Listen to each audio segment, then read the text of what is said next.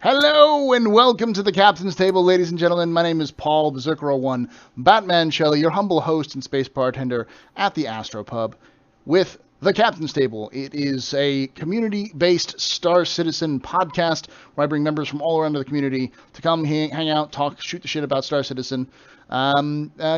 Just be cool and shit like that. So before we get started, let's go through and say hello to everyone and get to introductions, starting with the man at the head of the table, the man who is in fact a leaf on the wind, and it is always his walk-in impersonation is just absolutely perfect, especially when he's drunk. Yes. The man, the myth, the spitter himself, Mr. Grit Spitter. Who are you? What do you do in Star Citizen? Well, I am a longtime backer and, of course, a Star Citizen streamer, though I'm probably the worst Star Citizen streamer right now because I haven't actually really streamed in like the last month. I can continue with this, but I'm going to save it. I was going to say, I believe Texas Skulls could also compete for worst Star Citizen streamer, but we're just leaving it on that. It's an ongoing battle between the two of us. But you can find me, of course, over at spelled just like it is here, twitch.tv/GritSpitter. I will be actually streaming for the first time in a long time after the podcast tonight because I'll be good and toasty by then.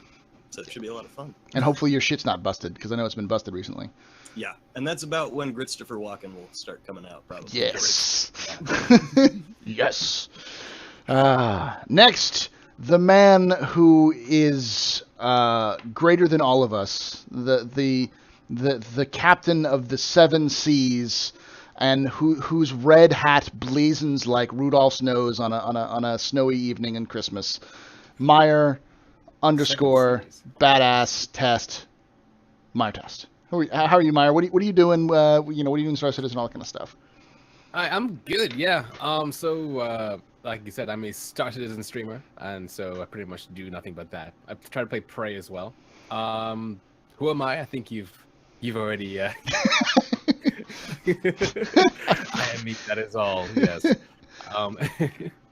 But you can find me on twitch.tv/Meyer_test, where we play Star Citizen and look at the news and read the lore and stuff. He's also a partnered streamer, so you should go sub to him. He also does this thing called Fortnitely Frontier. Great that is all. That is a thing which happens, and thank you so much. Without Paul, I wouldn't be able to do it because, right? On the spot, I just forget everything.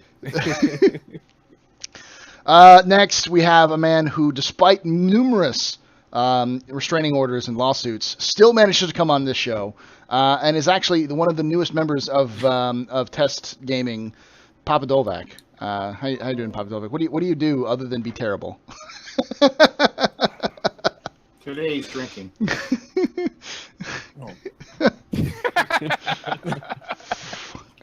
I have to scream Archer? Is that what I have to do to get you to stop? I'm down the wrong pipe. Hi, I'm Dolvac.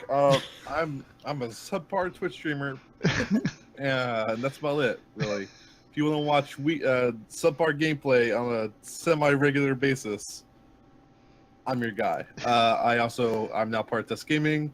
I'm working on a short machinima series with Mr. Meyer over there called Bulkheads that has been on indefinite hiatus for a very long time. And it's coming back. It's coming back. It's coming back. Very, very soon. And I work over at relay.sc, which is a Star Citizen news site. We do things, and people read those things. That's about it.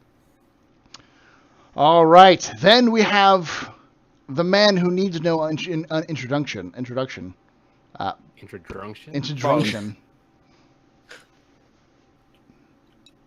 Hi, I'm Fast Cart. That's about it. He's the biggest. He's the biggest name who ever shows up on here, Mr. Black Jurassic himself. But I do have to protest though. I'm not the darkest person on your show tonight. Cause Dolvac over here, he's darker than both me and Meyer. Wait. Oh God, he's gonna do it. There it is. There we go. No. There we go. There we go. Oh wow. So mysterious. That looks much better. You look like a bad alien from a '90s science fiction movie. Yeah. Like they don't have any makeup. They don't have any makeup. Is this like a student short film? Yeah. It's like an anonymous project. I think it's time to replace those light bulbs. Classic Trek. Yeah, classic Trek. Reminds me of the Drake fake dev interview that they did with Matt Sherman, where it's like you look like a skull. No, but I'm not a streamer, so Gridsplit is not the worst streamer because I don't stream at all. But I do maintain a package chart on the RSI hub, and also help maintain the crowdfunding spreadsheet.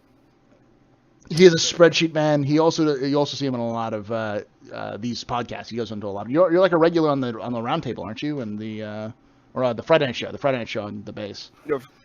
We have a Friday night show once a month on the base radio, and I'm also on Cold Vision every Tuesday at 1800 Eastern time, and we're coming back on Postcards on June 14th on base radio. Cool.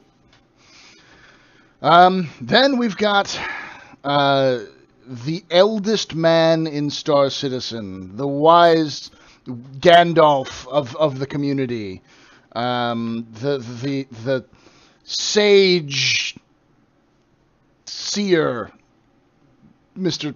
Stoutman PR. How you doing, Stoutman? I'm just stout, man. I'm just an old guy that streams. That's it. So yeah, make sure you hit !pod follow. These are all wonderful people whom you should be following, either on their Twitter or their Twitch. Eventually, we'll get more Star Citizen YouTubers.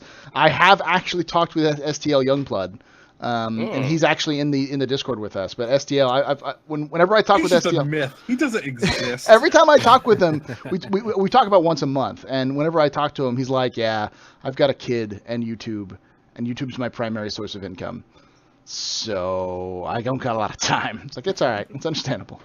But he'll eventually come on. And, just tell him that if he comes on, he'll get more subscribers on his YouTube channel. He'll get more subscribers, yeah, because totally not everybody who already watches the show watches STL Youngblood or anything like that. He will get the Paul Shelley bump. The Paul Shelley bump, which is like Stolvac. I'll subscribe.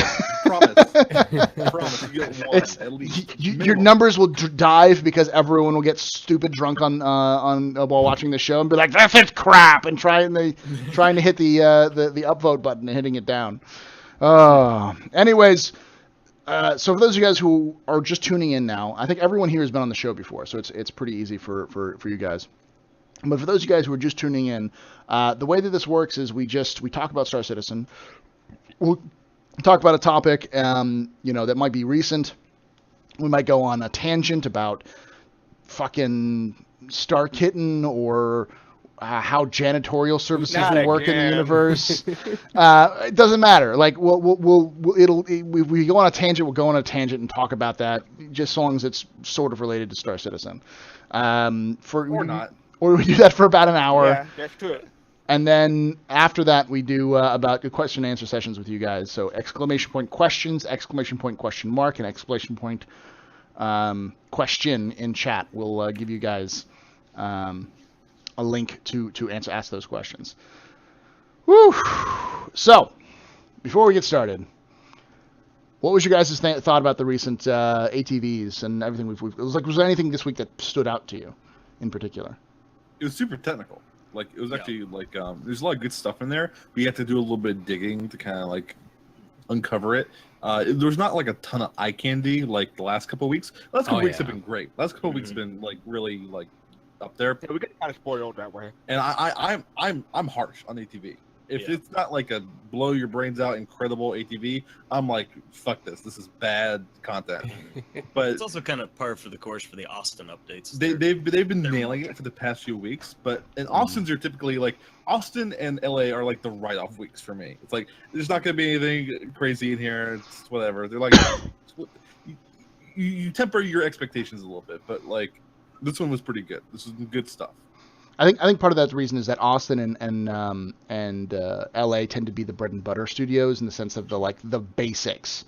They Austin seems to be focusing more on player relations and game, making sure the servers function and all that kind of stuff. Whereas LA is more of the business center, as well as where they from the sounds of this ATV, they did a lot of the 2.0 update is from the LA office.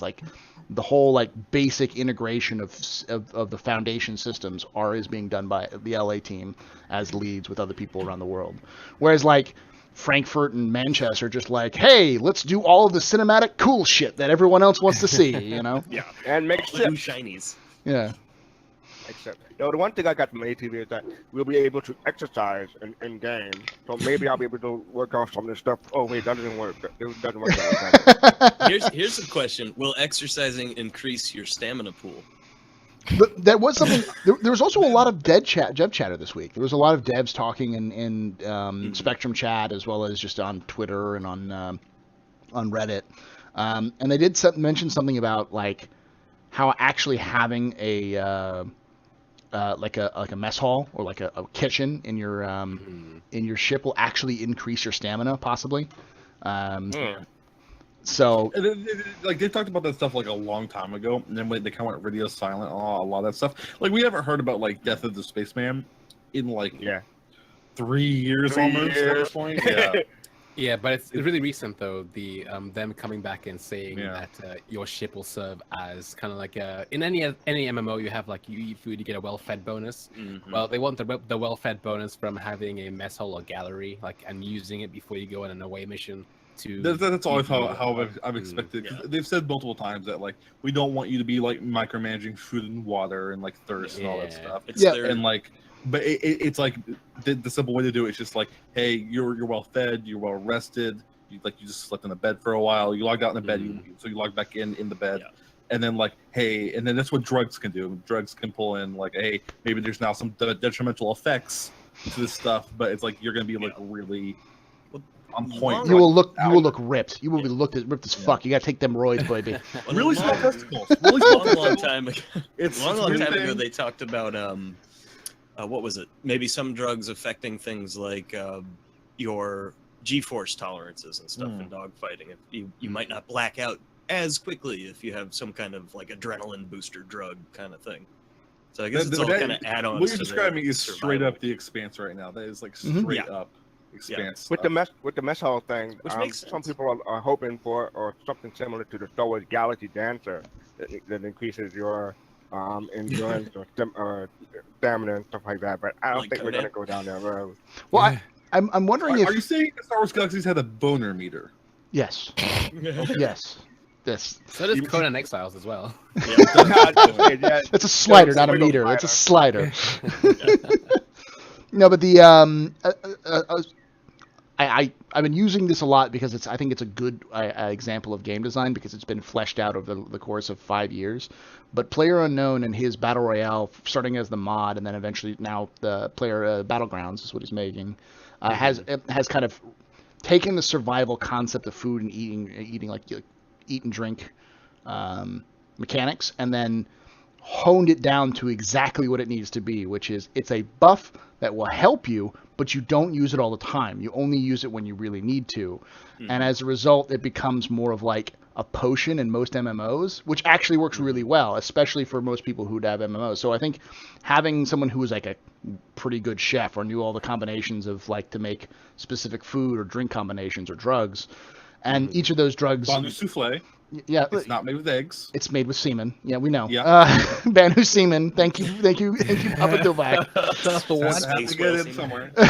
Caviar of the future. Yeah. So wait. We made it until 17 minutes into the show before we talked about that. About Banu semen. Yes. But like for instance, the energy drinks in PUBG, they are healing devices, but they also serve as food and drink. And that kind of, they're more of a... So I think that would be a good way of CIG going about it. Something like it is a buff, it will help you out, especially if you're in a shitty situation, but you're not going to always go to it. And it's the concept that you're not always scrambling to get it because you need it. And but it's good to have on you. Mm-hmm. And so if you see it, you should pick it up to have it on you. That's one thing I like with how Battlegrounds did it too, is that it's not an OP kind of thing. It's a slight helpfulness. So it could be the difference between one bullet, that last bullet hitting you and you dropping, or that last bullet hitting you and you have one more little second to get another shot on the other guy. So it's not something massive like, oh, now I can sprint for the next hour. twice the speed of a human being or anything like that. So It's you very mentioned, Astra, you mentioned like having to, know recipes and all that kind of stuff for cooking in order to get yourself your buffs. In this game, they've mentioned that they just do not want levels. So do you reckon that would mean that anybody could just go into the mess hall, see a bunch of ingredients and like experiment, give it to somebody and poison them? I mean, like that would probably, I mean, like you might have like Salmonella poisoning. It's probably going to be a discovery process, or finding a recipe as a piece of paper or something. Yeah. That could be something to discover on an abandoned ship, or just buy. You could buy a recipe book, something mixing like that. stuff together. Yeah. It's kind of like at one point they described, and I think this was a possibility. It wasn't anything set in stone, but with the melee combat in Star Citizen, that they were kind of thinking that there would be different styles, but you'd have to learn them by meeting somebody or going down a certain reputation gain, and then you meet somebody who like trains you in a new ability. So it could be something So similar. you got to go to get your Space Gordon Ramsay, and he's going to be like, "You're terrible at this," and throw pans at you until you can learn how to. Here's a new recipe. Instead of like you discover the recipes, you have to like go and find them, or somebody has to give them to you. I mean, like that's basically like what Breath of the Wild was. That the kind of like lit the world on fire like a couple months ago. It was just like, hey, you can cook. We're just gonna throw a bunch of shit at you, throw in the pot, and you figure out how this works. And I should correct myself. I think I'm wrong. It wasn't melee combat. It was like different walk styles and stances and stuff like that. It was melee combat. They talked about they've talked about like Xi'an martial arts and stuff like that. That's right. Being able to learn that. So it's going to be like Kung Fu Panda. We got to find a solid master or something like that. I hope that some Xi'an meditating. Well, I mean, Xi'an are the Ninja Turtles, so you just got to find them like meditating in the mountains, eating pizza and talking about being radical, bodacious. Yeah. And like we know for a fact that the Tefaren are like massive edgelords with like katanas and stuff. Yeah. So like, I mean, there's gotta be die. Yeah. I hope the cooking will be complicated delivery boy to get in good with them. Yeah, I agree though, Meyer. Like, if they're gonna do cooking, it needs to be kind of complicated. But I think it can't be like Minecraft. Basically, is why I feel like it can't be like so simple that through trial and error there'll not be there'll not be like a Wikipedia that you can just go to and know all these recipes and just do them in game. I feel like there have to be like measurements and stuff. So if somebody is just trying to do trial and error with like some like Teverin egg or like some Banu semen, they have to get specific specific measurements. Otherwise, the dish they make won't be correct.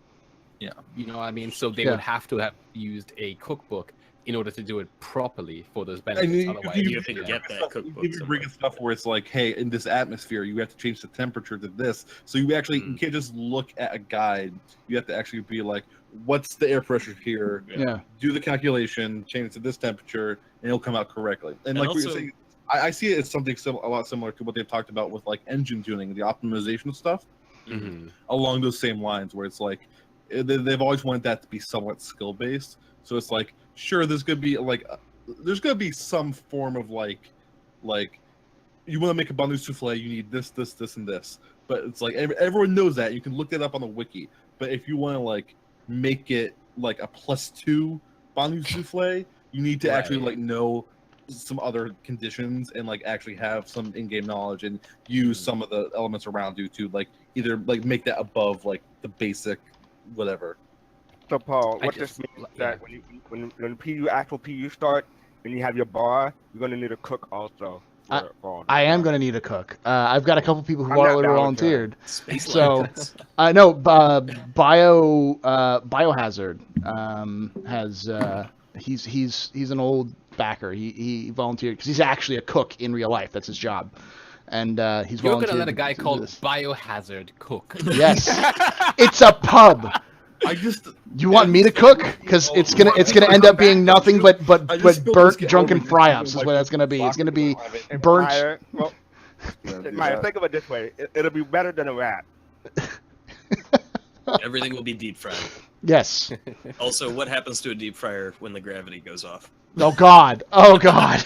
hot scalding blobs of oil flying everywhere. How has that not been movie? That's like a movie right there. Like that is like Attack of the Deep like Fryer. Saw 97 is gonna be in space. That's what it's gonna be. Oh goddamn! Sick and tired of the flowing deep fryer on his flowing spaceship. This motherfucking Genesis, you know. Oh, snakes on a Genesis. Oh god, I can't believe. Oh, it. it'll be. He can be like Steven Seagal. I'm the cook. Horseshoe crabs on a Genesis. Not many people will get that reference, but that's a good reference. You could use it in your defense, though. Someone's coming doing boarding actions on your ship, and they make it all the way to your galley. Then you turn off the gravity. The galley is like connecting the bridge. I want to say I actually have to go through it. I want to say I saw a movie where someone went into they chased somebody, like bad guys chased the good guy into like a McDonald's, and he used the deep fryer to like fuck their faces up or something like that. There's a horrific there's a ton of Canadian PSA about like workplace safety, where like straight up a woman in the kitchen drops like a thing of boiling grease on herself. It's messed up. It's messed up. It's like a Canadian PSA on television. It's effective. I mean, So, Delvac, how have you become a Canadian now? Because I thought you were an American. How do you know what Canadian PSA is? Look, you have to know your enemy, okay? Like I've done extensive research. I'm gonna say when the day comes, I will be prepared. Are you prepared for the coming invasion of those dirty Northeast? As a former Tennessee teacher, I can tell you that is part of our lesson curriculum is how to defend against a possible invasion from Canada. But it's all the stuff is made in 1950s, so it's called Commie Canada Land is what they referred it to as. So, Paul, don't be ridiculous. They're just dirty socialists. Come on, man. I know, but that's why it's out of date. It all just calls them all communists. Exactly. There's some commentary about public education in that, but But no, this is one of those tangents. But I think like we talked about food in the past, and one of the things they've mentioned are things like the Drink Master, the Mix Master for the Genesis Starliner, and it'd be interesting to see if they use similar tactics, similar things with the food, because we know that they're going to probably have to have food. If you look at the whole standards, the way that they're going to do science, the way that they're doing they described how they're going to be doing tuning, like engine tuning and like overclocking, and the way that they described the drink mixing machine from the Genesis, which is be a little mini game. All three of those combined, plus agriculture, all four of those combined means that probably food will fall somewhere in there at some point. Starfare has 3 microwaves in the kitchen too. Yeah, I had a random thought about that, about where they might go with food, because they don't want it. A lot of things in Star Citizen, they don't want levels, they don't want advantage buffs and stuff. But there is a reputation system, and that will affect how people offer you missions, things like that. So it could come down to something where, hey, this certain guy really likes this certain type of drink. If you don't know how to make it, he may not offer you the same kind of missions or connections that, hey, you like a fucking Vandal. I swear to God, if I have to go level fucking engineering in another MMO, I'm just gonna die. That could be the same with food too. I just want the motorbike. I don't want to drag Earth route. Go here, collect 50 of these. Correct me if I'm wrong, but farming is supposed to be in 3.3? 4.0. 4.0. 4.0? Yeah. Oh, okay. So we have plenty of time before they actually have to. Yeah, it's not just farming, but also science and exploration comes in with 4.0. So and I think if you think about it, all those things are kind of tied to that similar idea. You can use the same kind of systems for that. The whole farming thing was weird because that was just kind of like thrown in there on the side, and it was just like it was like. CIG was also surprised that farming was in that slide at CitizenCon. It's like, whoa. Yeah. No. Okay. Smart. I talked to one of the developers that night after CitizenCon, and he told me that Chris Roberts, when farming came up, and it was on the same slide as Barry Mercerman, he thought people were cheering for farming instead of the Mercerman. Yeah, fuck farming. Who gives a shit? I don't want space potatoes. Get the fuck out of here. Listen. You can shut your heathen whore mouth because space potatoes are delicious, and you need to respect fucking business. Sir, that you have waited longer and suffered more for your fucking space potatoes than we have. We are a troubled people. We have waited so long for that thing. I am also a Banu Merchantman owner, but at the same time. Hallelujah. So back to you.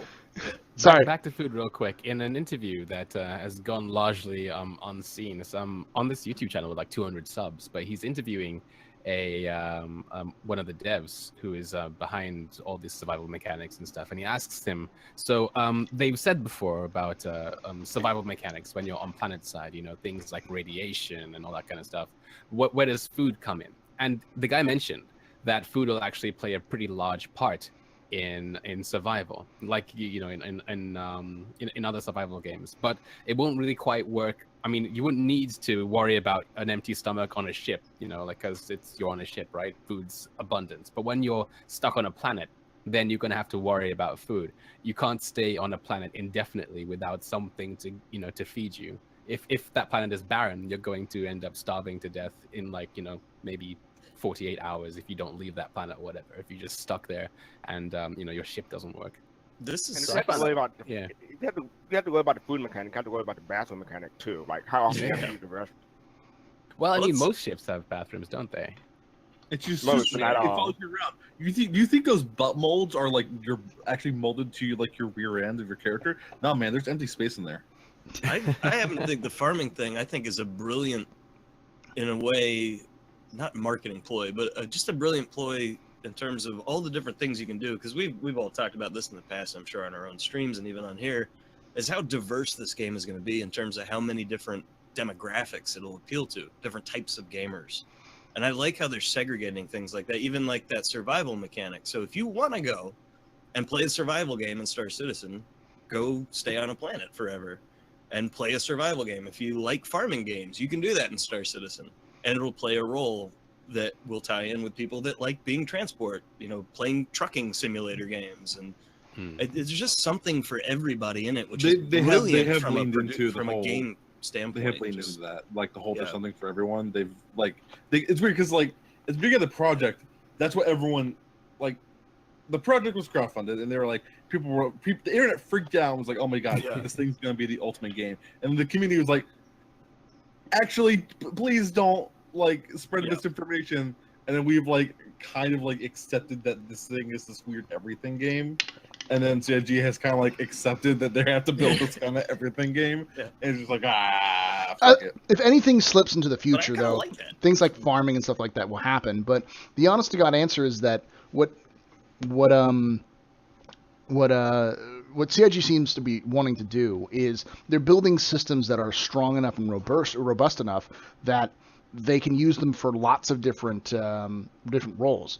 If you think about I play Life is Feudal, which is completely not space related at all, but its systems are kind of convoluted, but they're all mixed in together in terms of they all have very similar aspects in terms of how you craft the how you learn different skills and so on and so forth. It's more skill based than anything else, but it's a complicated game with only 3 or 4 different functions that are just kind of modified and changed. But because of how in-depth the game is, how it's like a medieval life simulator, you can build entire castles, you can build an entire civilization out of nothing if you have enough players and time. It feels a lot more complicated. And I think Star Citizen is going for something similar in that sense. There's going to be only a few real things, like the mining and the repairing are going to be very similar to each other in terms of how they function. Salvaging. I'm sorry, mining, repairing and salvaging would be similar to how they function. Mining is going to be its own standalone thing. Medicine and science will probably be similar, which will also be similar to food and drinks. And exploration is going to be probably similar to mining because you both have to work with the scanning tech. So there's only going to be really a handful of game mechanics inside the game, but they're going to be used by a variety of different features. Item system 2.0. It's if you look at something like World of Warcraft. I'm just using an example here. it's like oh my god, they have all these different professions, right? Really, they only have two. They got crafting, and they have gathering, right? It's really only two different gameplay elements, right? Because all the professions are exactly the same. You're just different. The list of items that you can make is different. So if you're an alchemy, you're making potions, but what you're doing is just getting the materials, clicking make, and that's it. And then I want to be whatever jewel crafting. You get the requirements, you hit the button, you do that. They're at its core, it's the same gameplay. It's the exact same thing. Literally, it's just different menus of items, and different tiers that you're going up.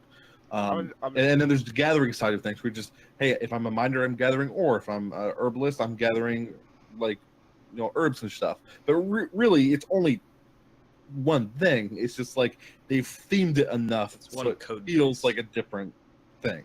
It's kind of what Item System 2.0 will allow too, because they get it working for just ship functionality, doors, and everything in 3.0. If that's really smoothed out, then it's just a matter, like you were saying, you just have basically different databases that use the same functionality. So you add in mining, you already know that all these item ports work. So all you have to do is create mining item ports that use the exact same functionality. It's just the visualizations of it slightly different. The UI looks different. Real quick, back to Paul's point about exploration. They mentioned having a golf swing mechanic.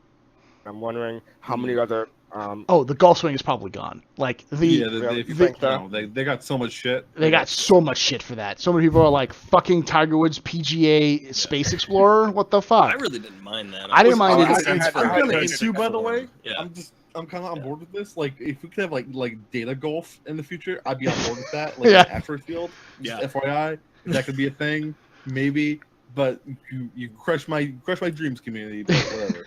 Yeah. Have they actually walked back on the golf swing? I believe the ping is what's replaced the golf swing, an active passive ping. So you have the active scanning, which is like a poof. They used to have they had an experimental version of it in one of the PTUs, I think, for one small patch for the PTU, where you could ping, but it crashed everything, so that you couldn't use it.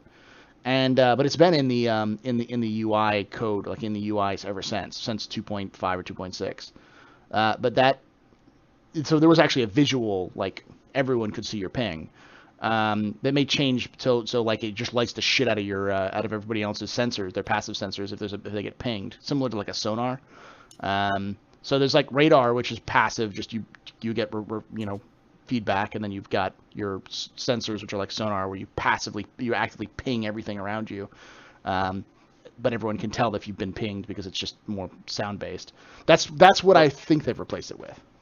Well, I hadn't heard about that, but I was going to say that if they did stick with the golf swing mechanic for exploration, they could probably apply that mechanic to other system features in the game also. But if they're not, then you have to come up with something original for each one. Yeah, there's a reason that so many games have that mechanic, is because it is an easy mechanic for something that's for a simple and obviously Star Citizen, there's going to be so much more beyond that when you're in bigger ships that are designed for scanning much more complex controls. But the if golf you're flying around in a dogfight, you need something that's quick and easy. The ping makes sense. The golf. I have no issue at all with the low level scanning mechanic for single seaters being pings. It's just no problem with that. Yeah, and as long as they don't make it amazingly perfect and stuff, and it's just hey, this is just for basic. I just want to see what's in the asteroid field. Ping, and, around me. That's fine. It lights up everyone's all those guys who are wait for somebody to come through that asteroid field. But you know what? Hey, you may see those guys in the asteroid field. Yeah. Well, I'm sure that ping mechanic would depend on too, how you've overclocked your ship, what components you have, and all that kind of stuff. So maybe Item port 2.0. Item 2.0 is really the big thing here. So basically, everything we've been discussing up to now is we're really excited for Item 2.0 to come out. With the Eclipse Q&A, they mentioned more about the stealth mechanics and the emission system, ER, IM, that kind of stuff. Sorry, IM, ER, no? Infrared, electromagnetic, that's the one, IR, EM. My guess is that you might have to get a specific radar that specializes in one of those two things, or I mean, for active tracking at least, right? Yeah, my guess is that you would have to basically look out and be aware of one of those two things. Yeah, it's like when you're specking on your ship.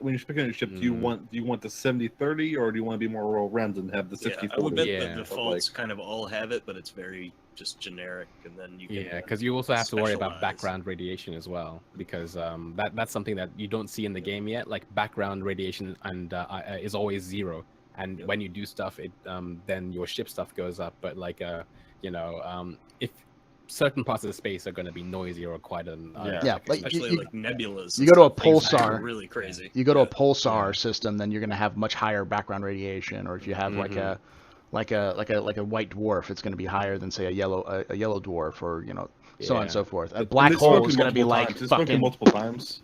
They've spoken multiple times in the past about how like hey, there are going to be systems that have like very large amounts of radiation, and you're going to have to like either spec out your ship or spec out your personal suit if you want to go outside your ship just to do anything, because you like, hey, if you stay here for more than 45 minutes and you don't have the right equipment, you're going to get like some form of radiation poisoning or sickness. Then you're sterile. I always envision that Wrath of Khan, Star Trek Wrath of Khan, where they're all messed up, they've been beaten to hell, and they're like, look, a nebula, where it equalizes everything because they'll be on the same level as us. Let's go get in there. And I'm sure I was going to say, like, getting close to a star may be a good way to evade people. Yeah. Stoutman, you've been kind of quiet on this. What are you looking forward to with item 2.0? Is there anything specific you've been looking at? Yeah, the item 2.0 that simplifies how they keep track of everything and like parts, like components on a ship, and it's going to simplifies the code, which speeds everything up because they're building up the game engine way more than it was designed for. So that's how I see it as a programmer. I see how it advantageous to get the game to perform well. Although I'm still kind of fuzzy on the explanations. Maybe I need to listen to it 5 more times for it to sink in more. But stop, man. You're not fuzzy anymore. We fixed that. You guys were talking about the background radiation and stuff.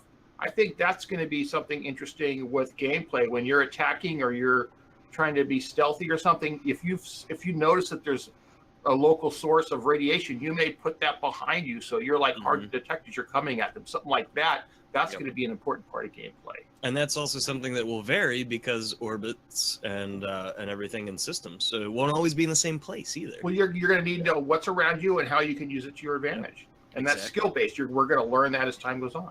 That's awesome. And you're talking, just to rewind this for half a second.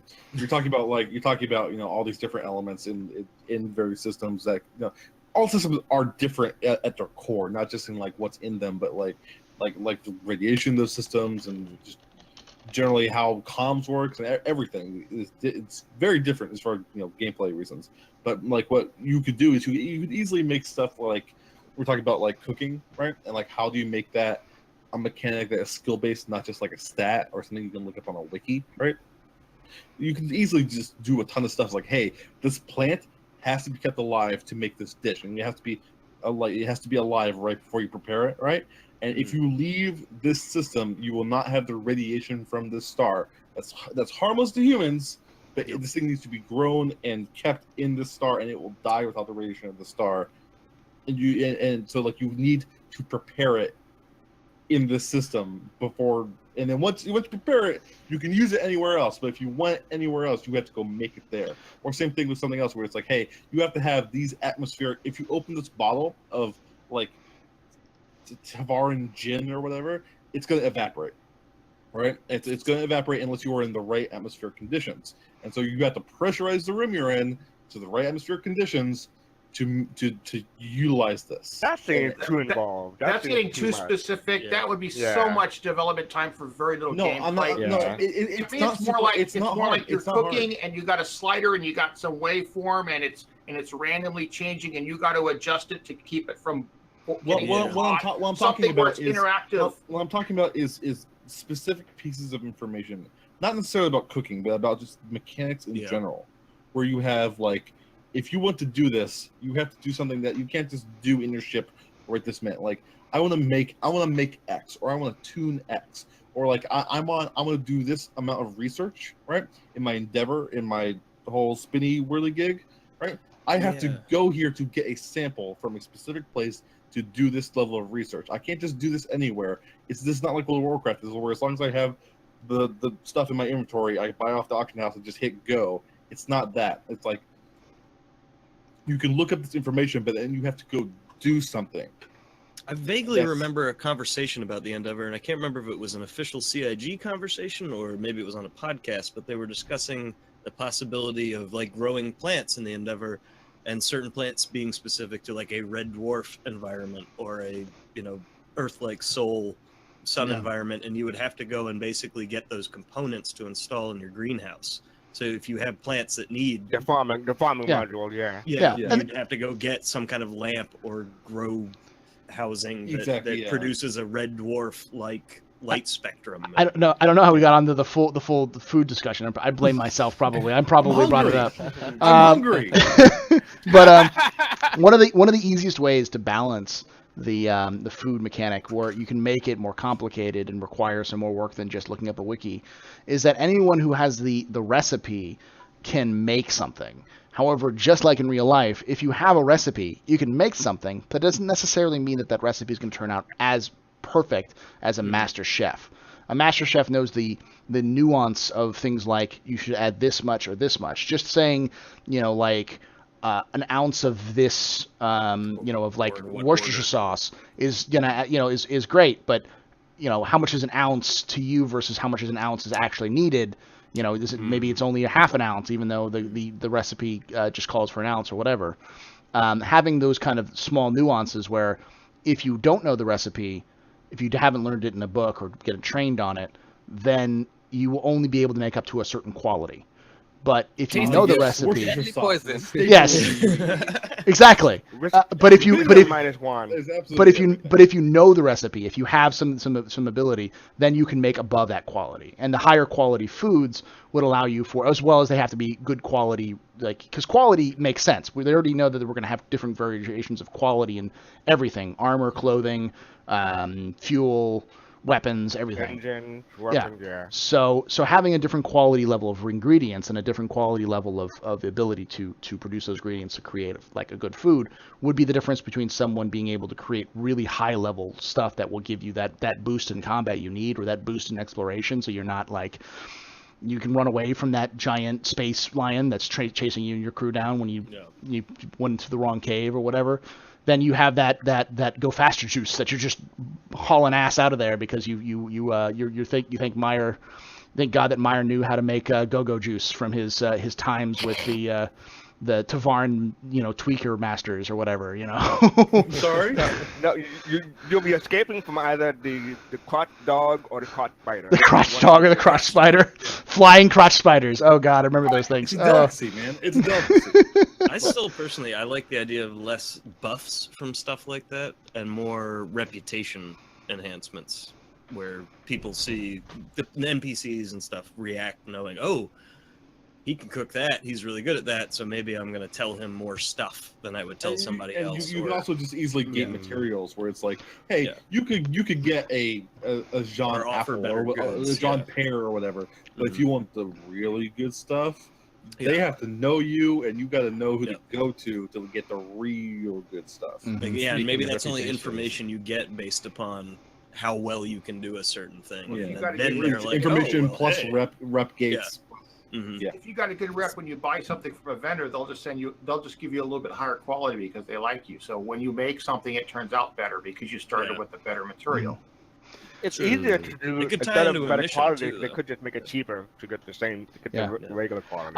I mean, I'm okay with buffs because passive buffs like being able to run a little bit faster, jump a little higher, that's stuff that or being able to handle just a little bit, or being able to go just a little bit further without having to rest or that, you know, because like I'm sure endurance. A great way to challenge to do stamina is that you have a hard stamina and a soft stamina bar, where your soft stamina will go down quickly as you're sprinting around and stuff like that, like in Star Marine, but it'll come right back up.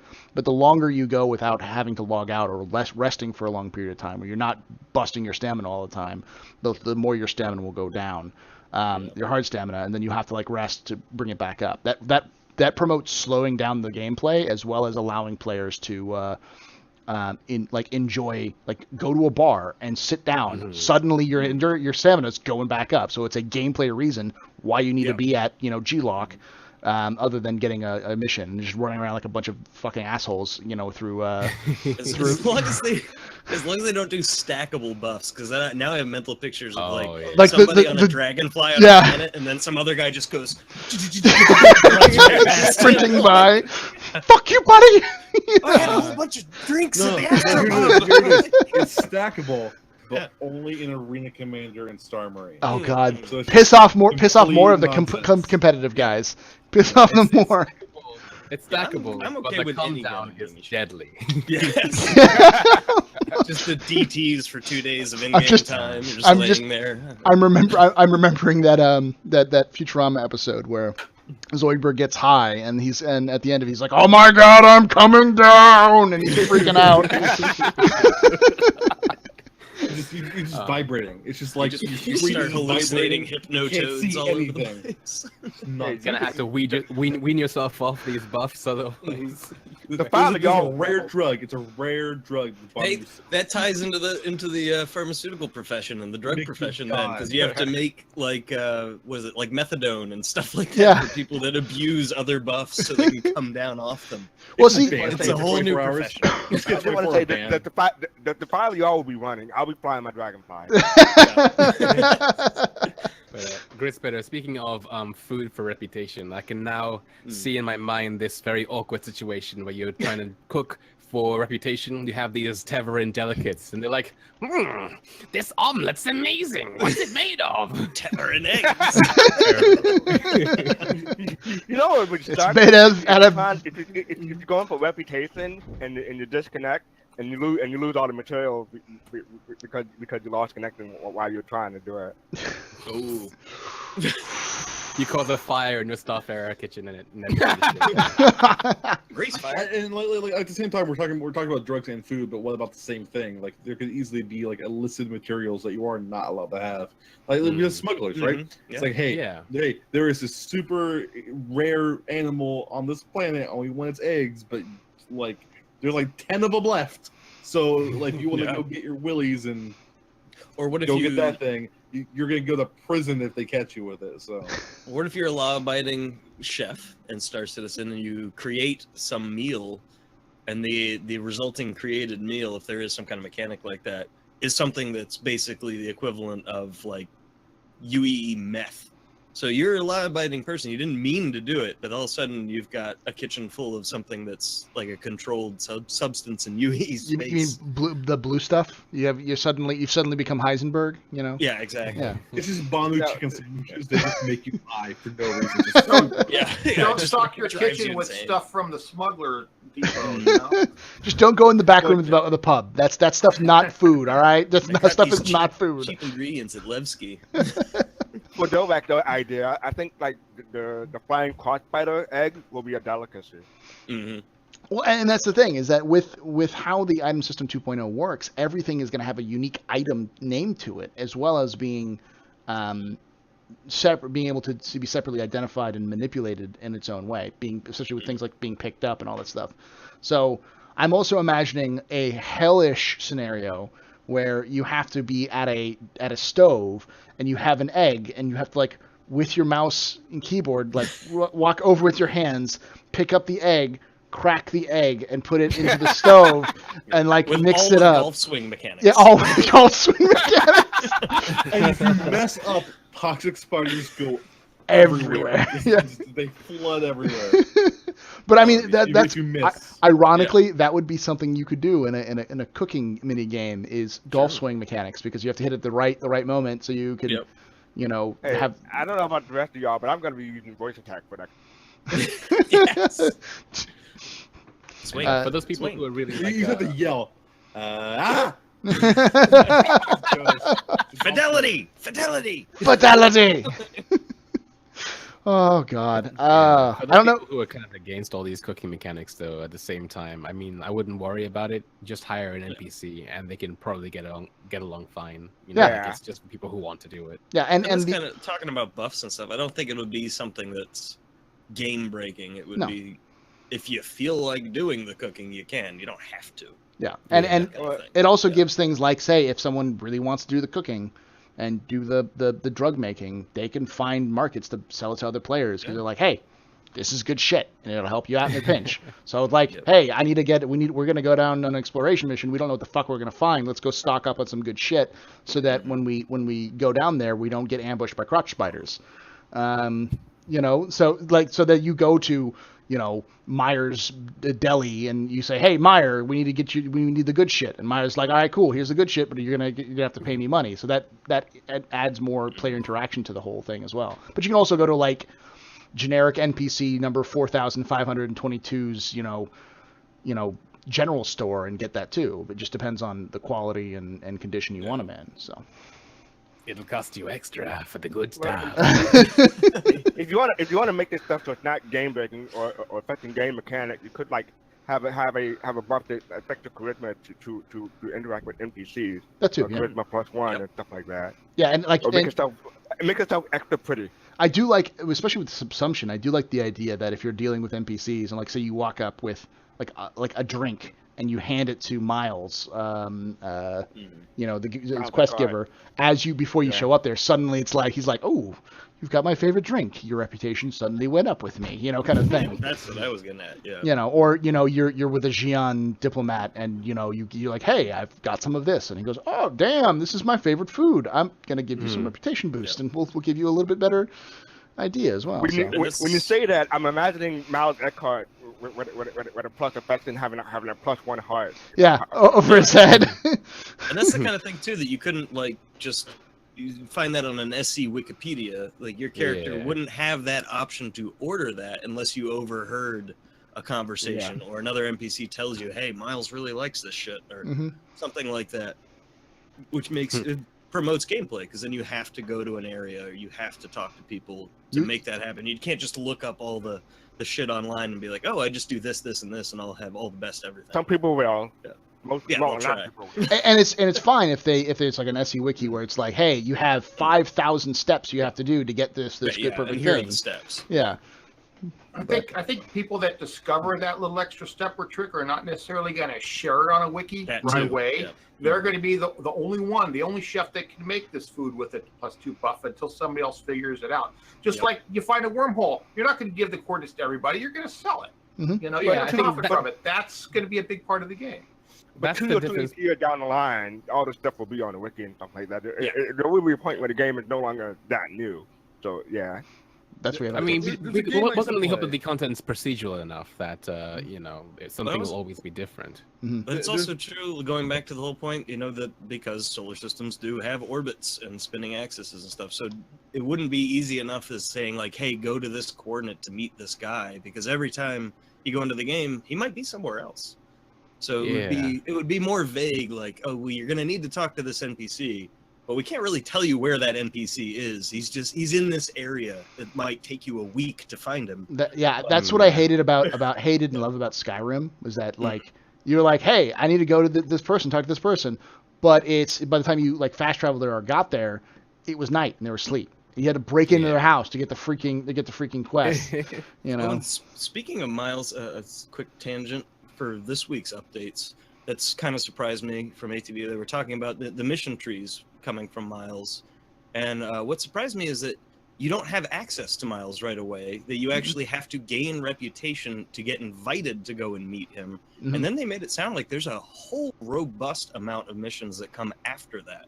And up to that point, it had seemed kind of like, these mission givers will just be there, and if you go and talk to them, you'll get missions. But now it sounds like 3.0 has a lot more depth to that than I was expecting, honestly. So that was after 2 years of Tessa and crap. I hope so. I mean, it's a cool concept. It's a cool idea that like in the final game when this thing is done, like you might like go to a station out in the middle of nowhere that has like a few NPCs and that's about it, and like a bar, and like you might run some cargo back there a few times, and like the 4th time you go there, suddenly there's a mission available if you start chatting with people. And it's like, oh shit, okay. And then, maybe it leads to something cool. And the idea that like the places you go evolve over time, and like almost like it's a progression tree, really. That's all it is. And the idea that Part it's of the not just the reputation. static thing; it's growing alongside you. It's kind of cool. It also I was makes just sense that surprised that's coming in 3.0 because I didn't really think that any of the reputation system so much was coming, but that's part of what that is. that's part of what 3.0 is. It's Yeah. part of the subsumption update that they're doing. Is reputation and subsumption and item 2.0 are all directly tied together. So if you're gonna Everything is item 2.0. everything is item 2.0. It really is. This is Yeah. this is item 2.0 hyphen Star Citizen. That's the name of this game. You know, Alpha. I don't get the alpha. Yeah.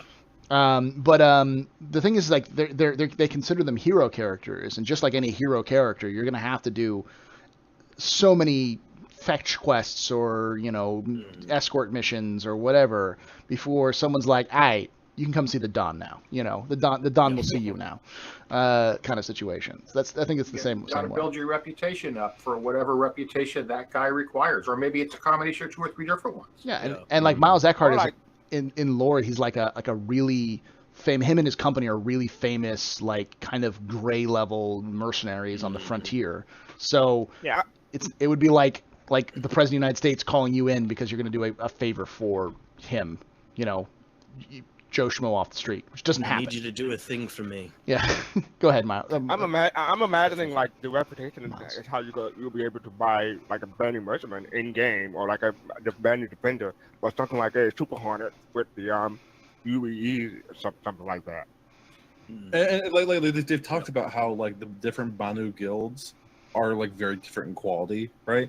And almost like the Banu Defender and the Banu Merchantman are templates. They're not ships in the way humans think about them, right? Like if you buy an Eclipse and I buy an Eclipse, we're getting an Eclipse, right? Yeah. But if you buy a Banu Merchantman and I buy a Banu Merchantman, we could be buying very different ships. It's like Actually, it's like buying like a house. It's like I thought it was only one guild. so if you read Jump Point, actually, you'll find that the human retrofitted Banu defenders and merchantmen are actually made by one Banu That's what I thought. Soli. Oh really? Okay, Yeah. well fuck me then. Yeah, they're not going to a design Suli multiple that big decided ships. to specifically target human markets with.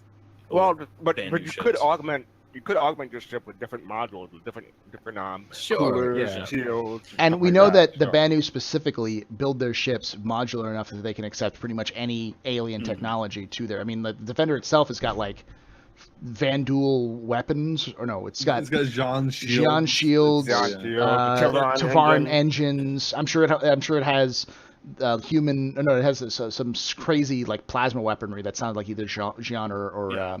Krithak or whatever. Krithak or whatever. The Yeah, who knows? tachyon beams. The tachyon with unknown beams. origin, yeah. To your Like, point, though, Dolvak, that is something they could do in lore down the road post-release, is have a different Suli, because they're going to have, the different year releases of different ships, just like in real life. Oh, yeah. They could have another Suli that rises up as saying, hey, we have a stealth variant of the Banu Defender or some Yeah, shit exactly. like Or that. it's like, and then they hey, we Price cut out the war. meeting room, Yeah. so there's more munitions Yeah. now. could Or try like, to hey, go up against the other Suli to take their spot, kind Yeah. of. I think it'll be more like we have like different coolers and different shields that are like higher quality than the one that you can get normally. That you can, Well, you could even have a specific Suli that's what it is. That maybe they don't make Hmm. ships, but they make ship components that are better. yes, Yeah. exactly. Ships. So now that you mentioned Banu Suli and how they work, though, in terms of how things work within a game, like a Soli is owned by a guild master, and Yeah. if the guild master dies, then the Soli disbands, and then somebody Oh, else true. has to make Yeah. one that does the same thing. In Star Citizen, can you imagine like a really big and important Soli's guild master dying, and all of a sudden you have no access to this anymore? You have to wait until like the devs and lore masters make up something have else. they specifically talked about how like a Suli will disband if the guildmaster dies? So I don't think they have. Yes, definitely. Yeah. Really? Read the jump points. I- Read the jump because, point. Read because, the like, brochures for the Banu. There's a merchants. lot of depth with the they Banu, treat it actually. as they treat the Sulis, the guilds, as more of like a family unit as well as a company as well. It's yes. a, it's so a, basically, like- how. But mhm, all how Banu- contracts are only bound to the Suli as long as Yeah. the leader of that Suli is alive. As soon as he dies, Yes. all those Yeah. contracts are null and void. So Right. You the have to, Ba- you have to, Banu you have don't to believe read, in history. You have to renegotiate the contracts. Mm.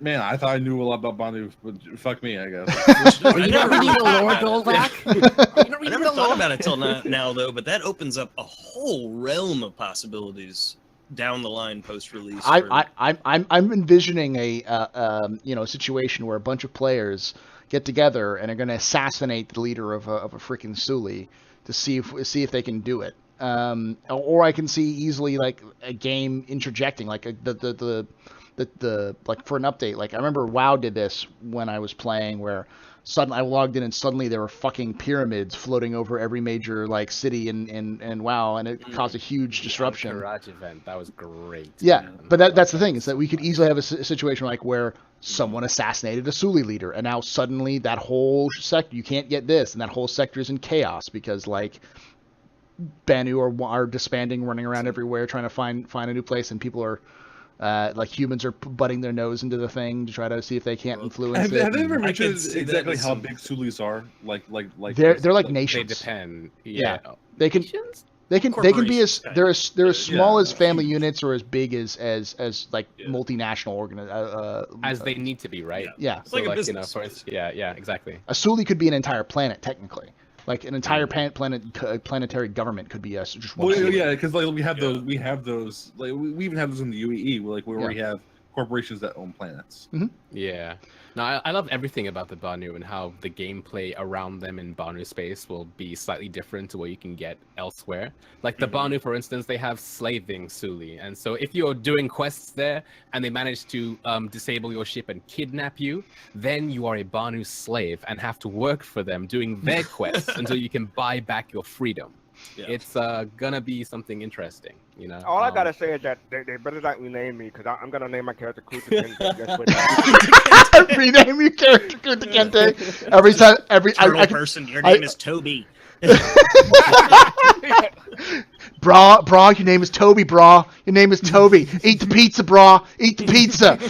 Don't talk about my foot. Be radical. Don't talk about my foot. They have a squirt. They have a little squirt bottle like a cat. God. Get in that turret. Get in it. Oh my God. It's not just for souffle anymore. That's it. It's amazing.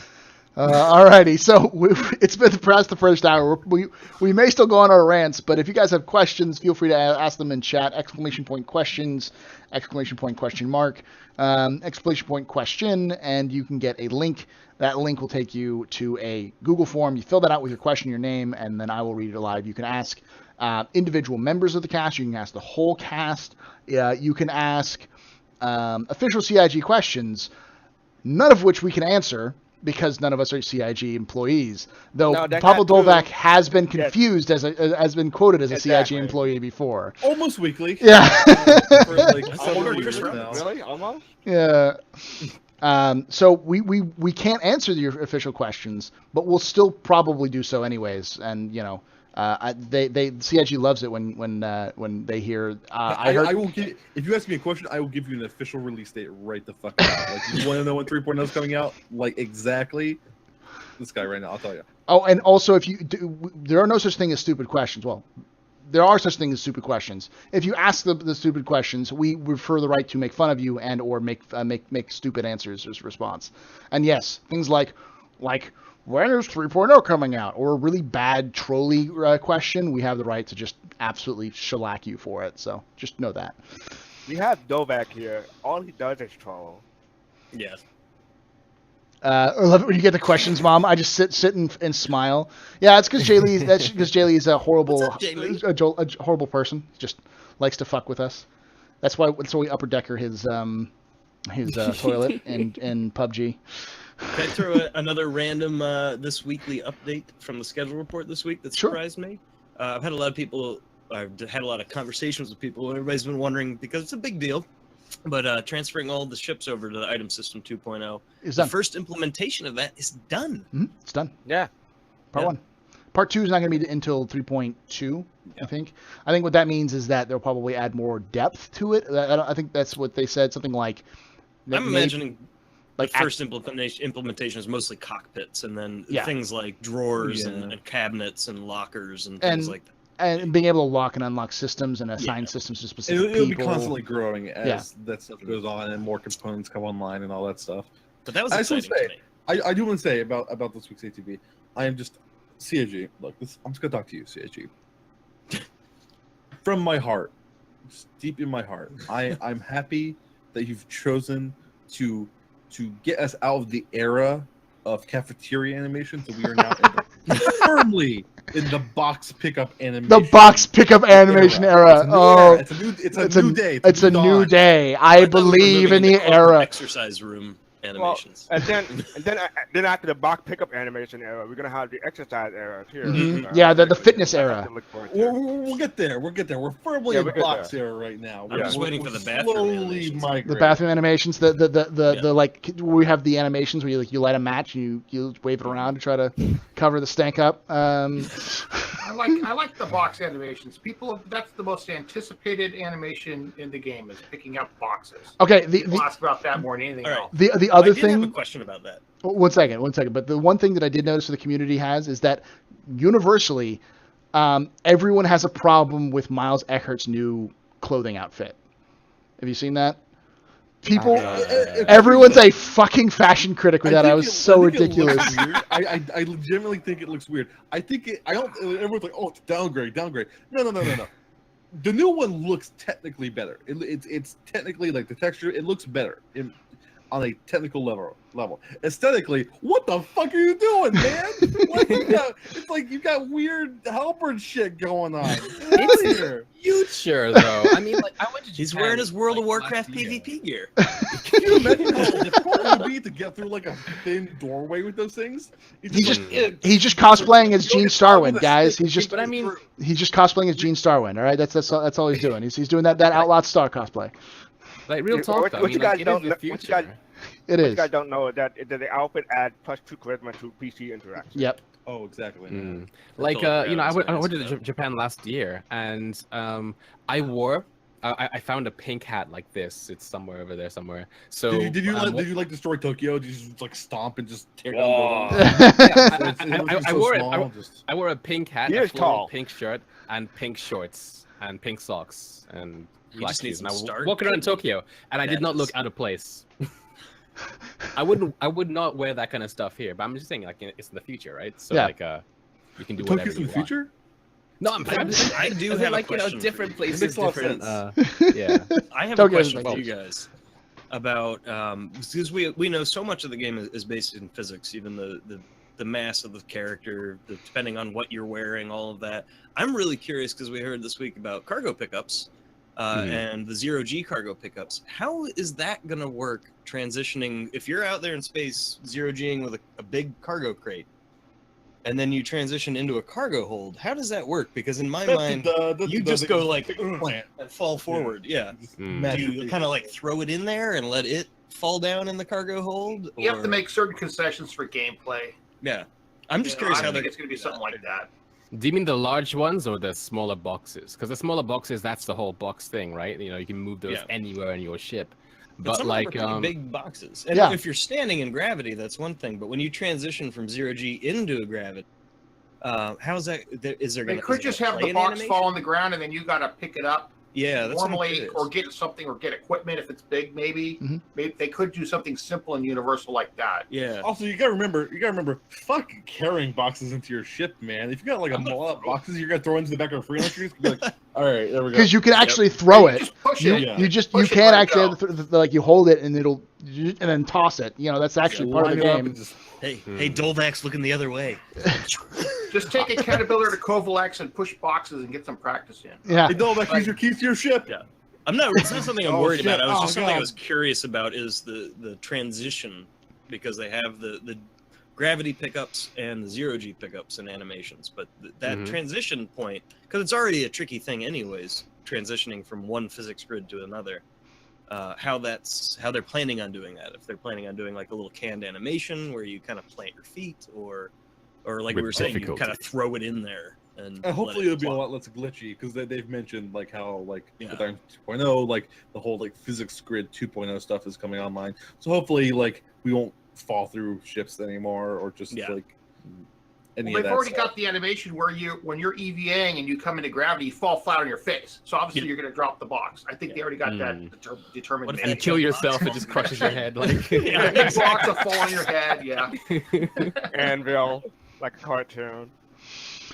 Alrighty. So as for curious. okay, Go ahead, Meyer. I'll pull up the. I was going to the say, question. like, as for the larger boxes, I think it'll work the same way that it works in the Hanganafa for your ships. You'll probably use the new Cargo Manifest app to just basically say, I want a box in there, and then you turn around and look for it. So Like the it's big there. cargo container. They'll probably have a timer. Honestly, they'll probably just be like, Yeah. your shit will be on there, and you look at our cargo management app. It'll be like 4 minutes, and it'll sort of slowly count down. And by the time that the countdown comes, it just pops in. That way, you slow down the gameplay without having to like actually make animations where people are like robots are like little Wallies are running around dragging big boxes into the back of your freelancer or whatever. They did Benders mention bitching. a long time ago, or last fall when they were first starting to talk about 3.0 and cargo and things like that, that the first implementation of the big stuff would probably be magic. It would, you buy something from a kiosk, it will just kind of appear in your hole.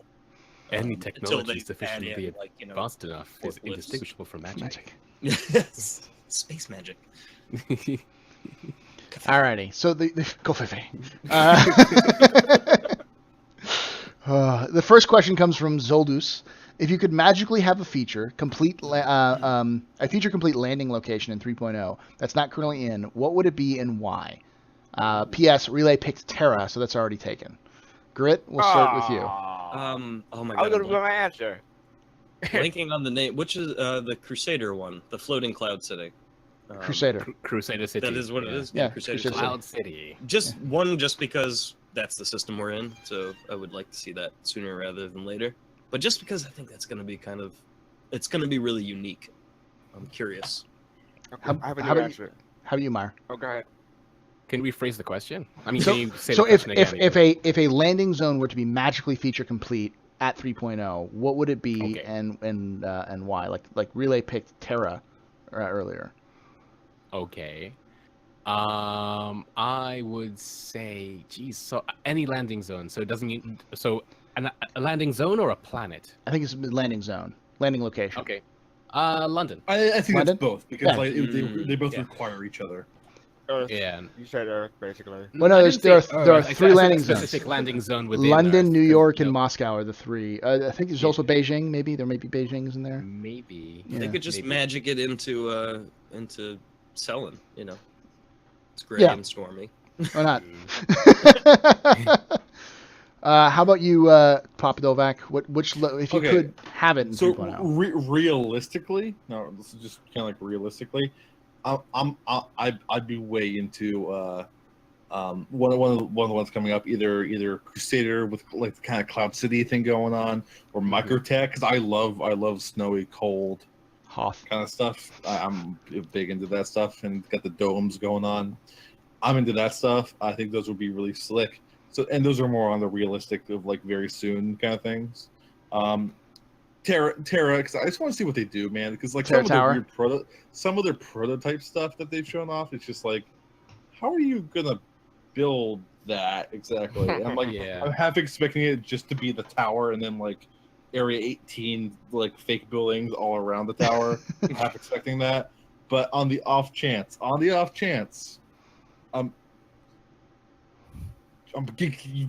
chance here, CIG, to blow me away. I'm super cynical, so I think Terra could be super pretty, because especially since it's all coastline. It's basically like, imagine the entire planet was Hawaii. Mm-hmm. So it's like a utopia almost. Yeah. It's an environmental utopia. So both of you guys mentioned the Cloud City on Crusader. I think that would be really cool because they mentioned in the lore. Yeah, both of you guys. I got this That was down well pat. done. I was impressed. Racial awareness. But they mentioned in a lower post that you can actually take tours to the like the factory where they build the Genesis Starliners, like actual guided tours by with NPCs. So The best part about it is those tours are on Genesis Starliners. So while you're on a Genesis Starliner, you can take a tour of the Genesis Starliners being built. Mm. Genception. I heard Jamie you. is trolling us in chat. Terra is gorgeous. Proof? Or I don't believe you. Show me some I've screenshots. seen some really pretty like Concept art, So yeah. that's, yeah. Your Yeah, the daily is concept just taunting us right now. It's just Are you a trying to say, concept Jay art. Lee? Does that mean you have some non-concept images? How about you, Fast Cart? So yes, I was going to say Terra when you first started the question, didn't say you couldn't say Terra. So I was thinking maybe Subin Station, but that's gonna be huge. Actually, yeah. Yeah, sure, that'd be would kind of cool. wild. How about you, Statman? The mining place that was in the People of Planet video, I think it was Nick's. Oh yeah, Levski. That looks yeah, pretty Levski cool. I and think that one's mostly done. That may That's be what we're probably coming getting. pretty soon That's anyways. that's Yeah. 3.0 right there. Yeah. We should It's a stretch goal for 3.0, but on the But- desk, I would it's like to see them get very it in close there. to It sounds like it's a possibility. Plus, it just looks pretty cool. I think it's Yeah. almost a definite at this point. Yeah, Almost. for me, realistically, I would want to see Microtech. But part of me also wants to see what's the name of that place? Spider? Hurston. I want to see Hurston. Part of me, cool. just because everyone wants to see Microtech, so I'm like, you know what? I want to see the toxic wasteland, the Fallout-esque wasteland of Hurston, possibly. But the reason I'm so into Microtech is because like we have so much gray and black and just rock and just drabness in the game right now. Yeah. Because that's all we got. That's all we got. We got space stations and we got rocks. Mhm. That's all we got right now. Something of like a different color profile that's like actually bright, and like Mhm. Something where you have to like- worry about your temperature readings. That's not like super hot or super, like or vacuum. It's like something that's like you could go visit into a. take your helmet off, just let your hair down, just kind of like, you know what, I'm gonna go make a snowball and just don't worry about it. The completely off the wall one, if I could have it right now, that I'd love to see is Mars, because I want to see that Martian, because there's a monument on Mars to the first colonists of Mars who died during the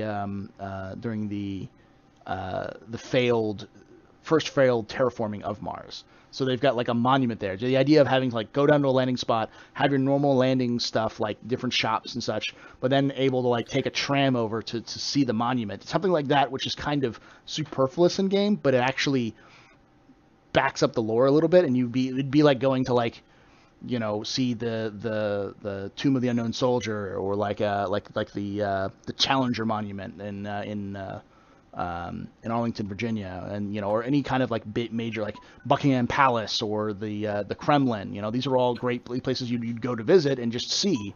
In a game, it doesn't make any sense to you to do that, but having that ability just to go there and experience the lore in person sounds kind of cool, at least to me.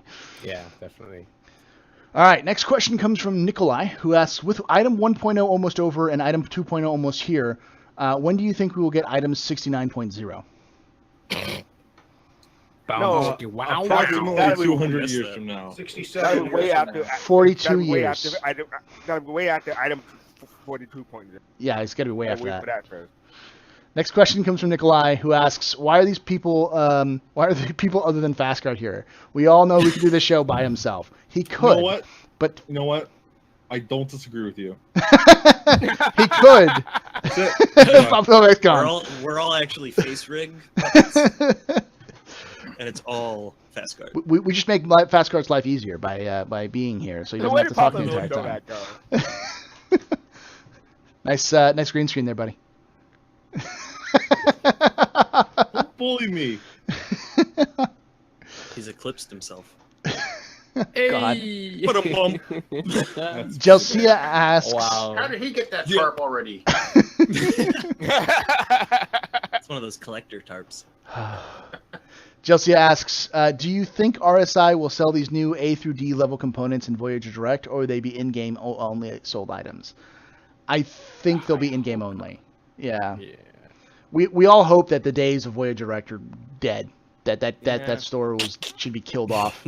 Honestly, there's a good thread about it in the Reddit about how that the Voyager Direct shouldn't be here anymore. Like, it should be more focused on in-game purchases. I think with the advent of kiosks being and able to rent everything, stuff though with Rex and stuff, but I think with the Voyager advent of kiosks and Item System 2.0 and the rework of the website, that will probably just go in game. The whole reason it was there is that you couldn't do it in game.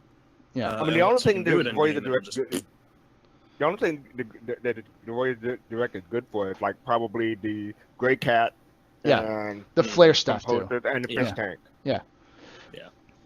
Agreed. Don't tell anybody. And he's gone. Oh, God, You scared him away. I scared him. Real stealth tech there.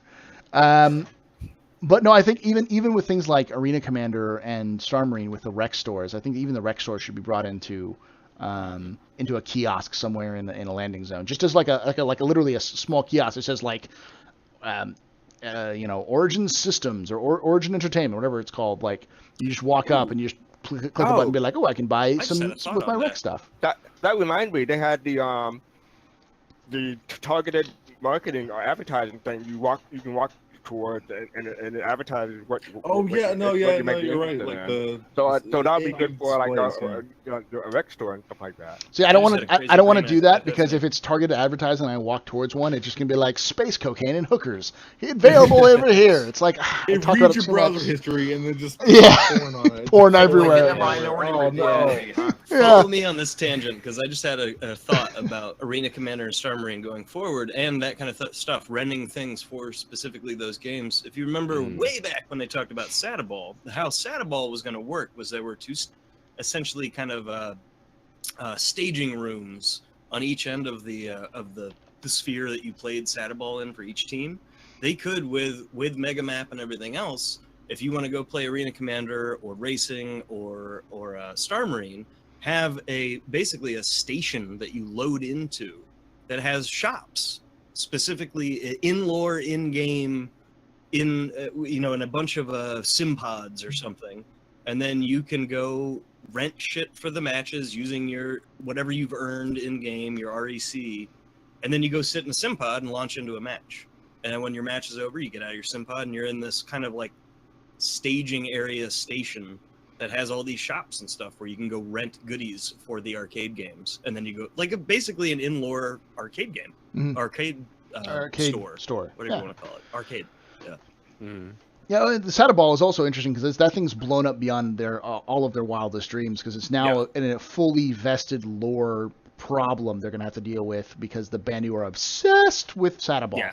It's a human game that the Banu are just like, I love it, It's like the equivalent of hockey, invented by the Canadians, but the Americans just for some reason Tennesseans suddenly become hockey fans when the Preds go to the championships. Yeah. That kind of idea. Next question comes from Nikolai. Paul, how long do you till you get a disco beard? We won't even ask Grit. I don't think we'll have enough years left in the universe for it to happen. Love, Grit. Thanks, I'm actually going to trim this, but the move has not let me give a place where I can like disperse my man hairs everywhere. That's the last thing you want to come into with after Paul shaved. You'll see like just hair. It looks like you've shaved a Wookiee all over the counter.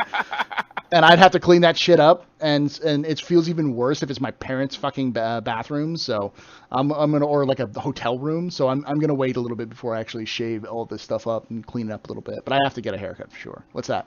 Oh, you could have stepped Disco Lando challenge and not save until 2.0 comes out. I could have, but that's actually the Texas Skulls challenge. Because Texas did it beforehand. Because Tex did it before it was cool, and now he's regretting it every moment of it, every second of it, because he has that that epic beard, that epic like scruffy beard, where it doesn't quite become a beard, like long beard, but it just keeps like popping out, like a chia pet, Oh, chia pet, yeah. My beard grows this way. It's like I have no length to it. It just goes. You have girth. I have like a handlebar beard. My beard is all handle here. beard. It doesn't grow here. It's just here. Next question comes from Nikolai. Star Kitty Pirate Fleet. They will strike fear into the hearts of everybody. I mean, I expect someone like the best organizations, the best players in the game will have some sort of ridiculously stupid looking, like a giant pink unicorn snapped on their ships. Because you know what? You see that pink unicorn, that's going to be the best player in the game, and you try to run. The idea that you're running from a giant pink unicorn will make that guy fucking laugh his ass off, and everybody else laugh his ass off. That's the kind of community we have here. Like I totally expect trolls to be everywhere. you know, and especially rub it in. You just got your ass kicked by a fluffy bunny, you know. You know what? That reminds me. I hope in game I'll be able to invent or manufacture an engine using like the Endeavor or something like that to shoot rainbows when it flies. I kind of hope. I kind of hope it's tied to the reputation system and the render detector advertising displays they showed this week. So when you're talking to some guy who's like a salty pirate leader, but he's secretly been checking out all the Star Kitten stuff, and he's like has everybody join him for a meeting on a station, and he walks by a screen and Star Kitten. I don't know what that is. I don't look at that. This reminds me, unicorns could be a thing in game because we saw this past, was it Citizen of the Stars? Oh yeah, all these unicorns on Todd Pappy. Yeah. Oh, Todd Pappy, Roni. Then again, he may see you flew in on a pink caterpillar. He may want to charge you double because he doesn't like the way it looks. It could backfire on you. Yeah, part of the reputation system. Zoldus asks, last week it was announced that ship-to-ship docking were to be removed, or at very best, maybe completed post-released. Maybe Astropub made a good point on Reddit that taking away the feature would dumb down pirating and make it more generic, like other games. How do you guys feel about that, and how would you like it to be made instead? P.S. Sorry if I might have quoted you wrong. So yeah, I'll basically what I said on Reddit was the one thing that I'm concerned about without being able to dock is the ability to slow down or board EVA properly. Because if a ship is disabled, it keeps going. It maintains its current speed and velocity. People seem to be under the idea that if you disable a ship, it stops. This isn't the ocean where you disable a ship, it doesn't move anymore. It's space, and even in the ocean, you're both moving at the same speeds. Use a tractor beam. Yeah, the tractor beam. The tractor beam is fine, but last time I had heard that they were having issues with the tractor beam the same way the docking was having issues, because what do you do? Because the tractor beam is only supposed to work on inactive material. So what do you do if the tractor beam is locked onto a ship and suddenly the engines turn back on? Like that becomes. I think that's the balance. Then it gets away. Yeah. You gotta be fast enough to get in there before they fix anything. Obviously, what you got to do is get in front of the ship, slow down, and let the ship bump into you, then slow down and bring to a stop. That's too, actually. The other thing that was mentioned in that thread was that the EVA currently, when you EVA, you actually don't inherit the speed of your ship, and that's a bug. Eventually, when you EVA while your ship is moving at quantum speeds, you will be going at quantum speeds. There's no way to stop you. And then you will die. Yeah, quantum speeds. I don't think you'll be able to EVA at quantum speeds. Wow. It won't end well. You can you'll die. You're in a bubble. Your corpse can EVA at quantum speeds. Exactly. But I mean, the idea is if you disable somebody and you pull up alongside that ship and match its speed and velocity, someone could EVA out while both ships are moving and get into the ship while that happens. Because that's another issue. A lot of this is just physics bugs. Reaching and hacking and door control hacking and stuff like that. So just really just losing the ability to. We'll get hacking before we get docking, because that's going to be in probably 3.1 or 3.2.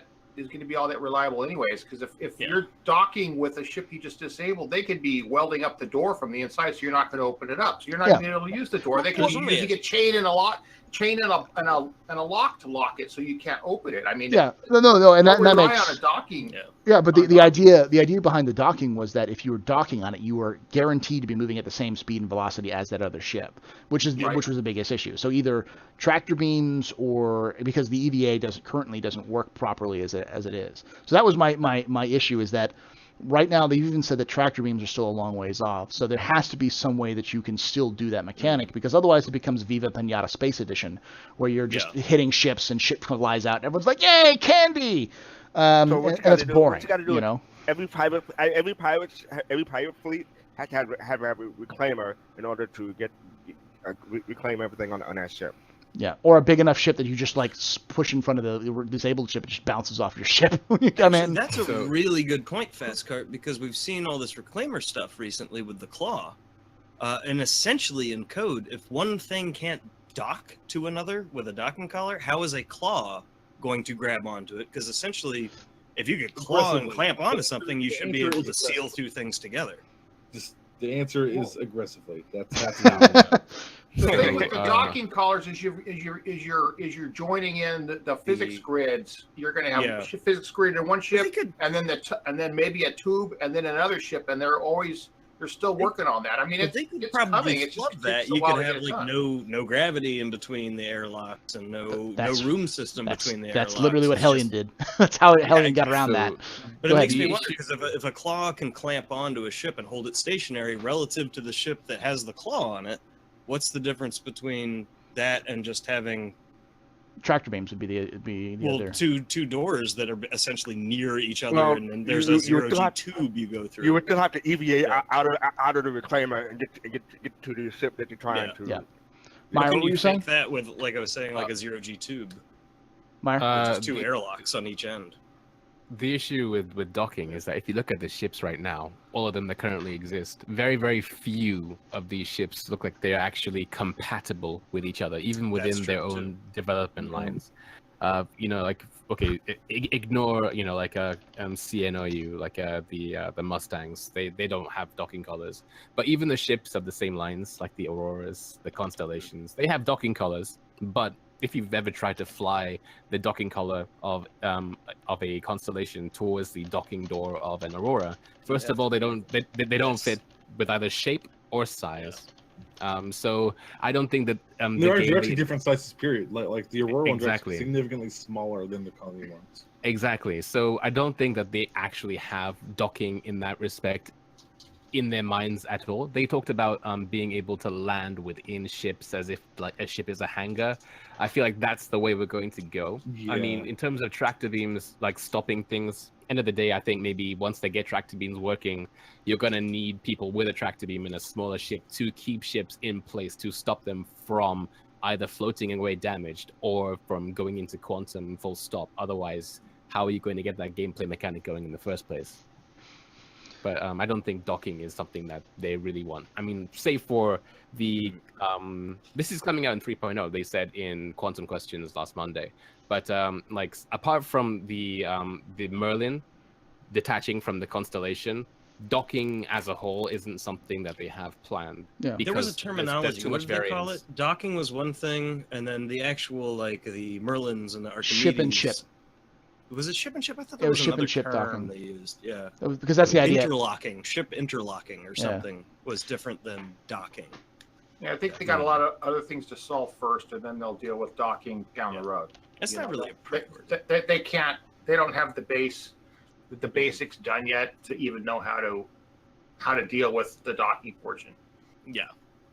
But they do have landing in like Indris worked out, which is essentially much similar to docking or interlocking a Merlin into a Connie is essentially that kind of similar system. Yeah, but like a Connie and a Aurora, you got different sized doors. You could have some type of telescoping tunnel that changes size to adapt to the other door that you're trying to go to. Oh, that's purpose. That was the purpose of the purpose of the Cutlass. Is the Cutlass actually had an adaptive breaching collar that would be able to attach to any opening and you turn that into a pressurized transfer. The idea for that being for rescue purposes, like if you have a ship that's got vacuum, it's got a actual atmosphere on one side and vacuum on the another side. They don't have a suit, then you can like dock, breach that hole, and then pull somebody out from the pressurized side because they don't have a suit. That was the initial concept of it. But I could see them doing that down the road more than actual like docking collar connecting ship to ship is some kind of, because you don't have to include physics grids. You can essentially have some kind of flexi tube that you connect that has 0G and even no atmosphere inside of it, and then it's just an airlock on the ship and an airlock on this ship, but it kind of guides you door to door. And that could be an add-on to add on to your ship later to give it the ability to do that, to dock with another ship. Yeah. I'm kind of feeling like the how the airlocks are kind of going is. So right now, when you land on a station, you just land on a pad. You would have to have a spacesuit to to leave your ship and get inside the space station. Meyer, what are you? What are you doing? Maniac. It's probably an ownership issue, but there's no way if like you don't have a suit on you or in your ship, which is going to be a real factor because there's gonna be shoot punctures in the future. That like, hey, fuck, my suit's fucked. How do I get into the station? I can't get into the station, right? I can't. Tape. Exactly, but it's Hold like, your breath. No, well, wait. then there could be like, hey, we have like standard landing pads, and then it's like, hey, or we have several internal hangars you can actually like fly into and land in, and then like, hey, if you don't want to pay for the actual internal hangar, here's a pad that has a docking collar that you can dock with the stupid and just kind of like hop in. And they said it would be easier to do with stations. I think fundamentally the issue with ship-to-ship docking with like a docking collar airlock system, it comes down to not that they can't make animations for it or the engine doesn't support it. It just comes down to how the engine's written. Because think about it in terms of the ownership. If you have two different ships, two different pilots, and they connect, that essentially becomes one entity. And then you have two different room state systems in both. What if somebody gets in the driver's seat of one ship and starts throttling up? It would be attached to this other ship, and it throws the mass off, the thruster. It just would cause too many systems to just go. I mean, they made it work in Helion, but I suppose it's with Hellion they cheated a little bit, but they had that design in the very beginning, which was the idea was that physics grids are going to be weird on our ships. So what we'll do is we'll have it easier so that you between an airlock and exposure to space you have EVE, you have no gravity. So that way when ships dock in Hellion, both airlocks are actually it's my mom. Both airlocks are actually weightless. So you have a comment from Sherman. Yeah. Okay. Sherman's saying still ship locking, which is more what those images from ATV a few weeks ago is still more imminent thing for smaller craft inside larger craft. It's how you'll have an Ursa and an Aquila, dragonflies inside a Cutlass, rework or a Lancer, a Merlin docking with a Connie, or more bespoke one-offs like pillar module. That is all locking system now, since the lock system is how the ships will. The ships all know what's attached to what and when. Okay, it makes sense. Yeah, that's what we were saying. Touching butts is so much headaches. I love that. Yeah, ships touching butts is so much headaches. So yeah, let me see what this. Yeah, no. Ship locking is going to be in. Yeah, ship locking, that's all ship and ship stuff, yeah. And we knew that was going to be sort of in there for a bit. And the other thing is that the physics issue with that they get around with in Hellion, because they have that 0G transfer point, is they don't have to deal with that with something like the Merlin, because when you get out of a Merlin, you park a Merlin in the bottom of a Connie. So the physics is always pushing down on both sides. There's never a situation. And the Merlin also kind of merges and becomes part of the ship. It's not being a bespoke ship. It's literally becoming part of the constellation. Yeah. So I'm gonna run to the bathroom. Be right back. Go. It's like what's happening with the Caterpillar. It's like these are not really two ships that are like connected at all times. It's like, hey, you can disconnect this thing, and it's like this thing is like just part of this Caterpillar. That is just no one's flying both at the same time. That's not going to happen. Right. Wait, give me a moment. I'm trying to listen. Is good split of peeing or trying to tell? You better not take my title away. I swear to God, I will beat his ass. Next question comes from Nikolai, who asks, should we make a planet to where we throw all the prisoners which have drops of weapons and dangerous animals? Which of you would survive long enough to kill enough people or animals? You get a reward that goes to people on your will. That sounds like a great game mode and a great like PvP like battleground where just like you can sign up to go fight in the deadly arena of this one planet that gets broadcast to everyone. No rules, just fuck it, man. Yeah. It's just a whole bunch of Reliance just circling overhead. I'm calling it right now. I'm gonna die within the first 15 minutes. It's okay. We're all unskilled players here, so I mean, like, whatever battleground this would be, the winning player would probably be unknown at this point. Yeah. Oh, yeah. Shut up. Yeah. You shut up. Oh, fun fact. I didn't know this. So apparently, like, the island in Battlegrounds, it's a complete tangent. The island in Battlegrounds is actually based on a real place. It's called, like, Severny Island, which is where the Soviet Union detonated the biggest nuclear bomb test, like the Tsar bomb, the Tsar Bomba, yeah. Yeah, it's like the biggest nuclear bomb ever tested. That's wwhere they tested it, was on like Severny that. Island. It was like a fake test island that they had built out with like a few little towns, and they built like a small little city just to like that was empty, and it was like they had some military installations there, and they're like, well, fuck it, just bomb it, and then that's what that is apparently. Right. That's cool. Unrelated tangent. Next question comes from Nikolai again. Do you think that eventually we will get a gate from one side of the galaxy to another area of it? So, like, say, from Earth to Elysium 5. Also, like a super wormhole where it's more unstable, but you could, that would cost a lot more to use. Like, kind of like They already have, a jump. they already have a star map with all the points. Yeah, but who knows? But we can discover more jump points. So yeah, we could find a jump point at Earth, for instance. You know, and Soul System. We could still find a jump point that would read from Earth space to all the way to freaking. Not Earth, because those jump points will all be scanned out. No, they've even said that they're like they could be anywhere. They literally could show up in Soul System. You know, because we don't know how they form yet. We don't really know. Like, there's still a lot of stuff we don't know about jump points. So that's their way of saying we will do shit that fucks you up. We'll just drop a jump point in. You don't even know about it. And it'll be right next to the moon, and suddenly someone's gonna find it and be like, "What the fuck?" You know? That makes me think about Endgame, like in years to come, like a really, really big organization with like a giant science fleet would be the first group to find out how to make jump points, and then like I like that idea. Yeah, like a really dangerous but like Wormhole artificial tech. jump points. Yeah, like Or there could be a point down the road where there's too many, the universe has gotten too big and it takes too long to get from one side to the other. So for gameplay purposes, because everybody's complaining, they could add jump points that are just longer to get from one side to the other. I could see that happening. super I've seen highways. games do that type of thing before. Yeah, okay, you got me there. But I was thinking it would suck if they have a jump point between Terra or Earth to a low sec or a pirate system. Because that'll be Something's very interesting is what the to go back to another Chris Roberts game. You talk about like travel within a large system. You talk about Freelancer or Starlancer. Those games did not have like a quantum travel equivalent, direct equivalent. What they had was these space trucking lanes, right?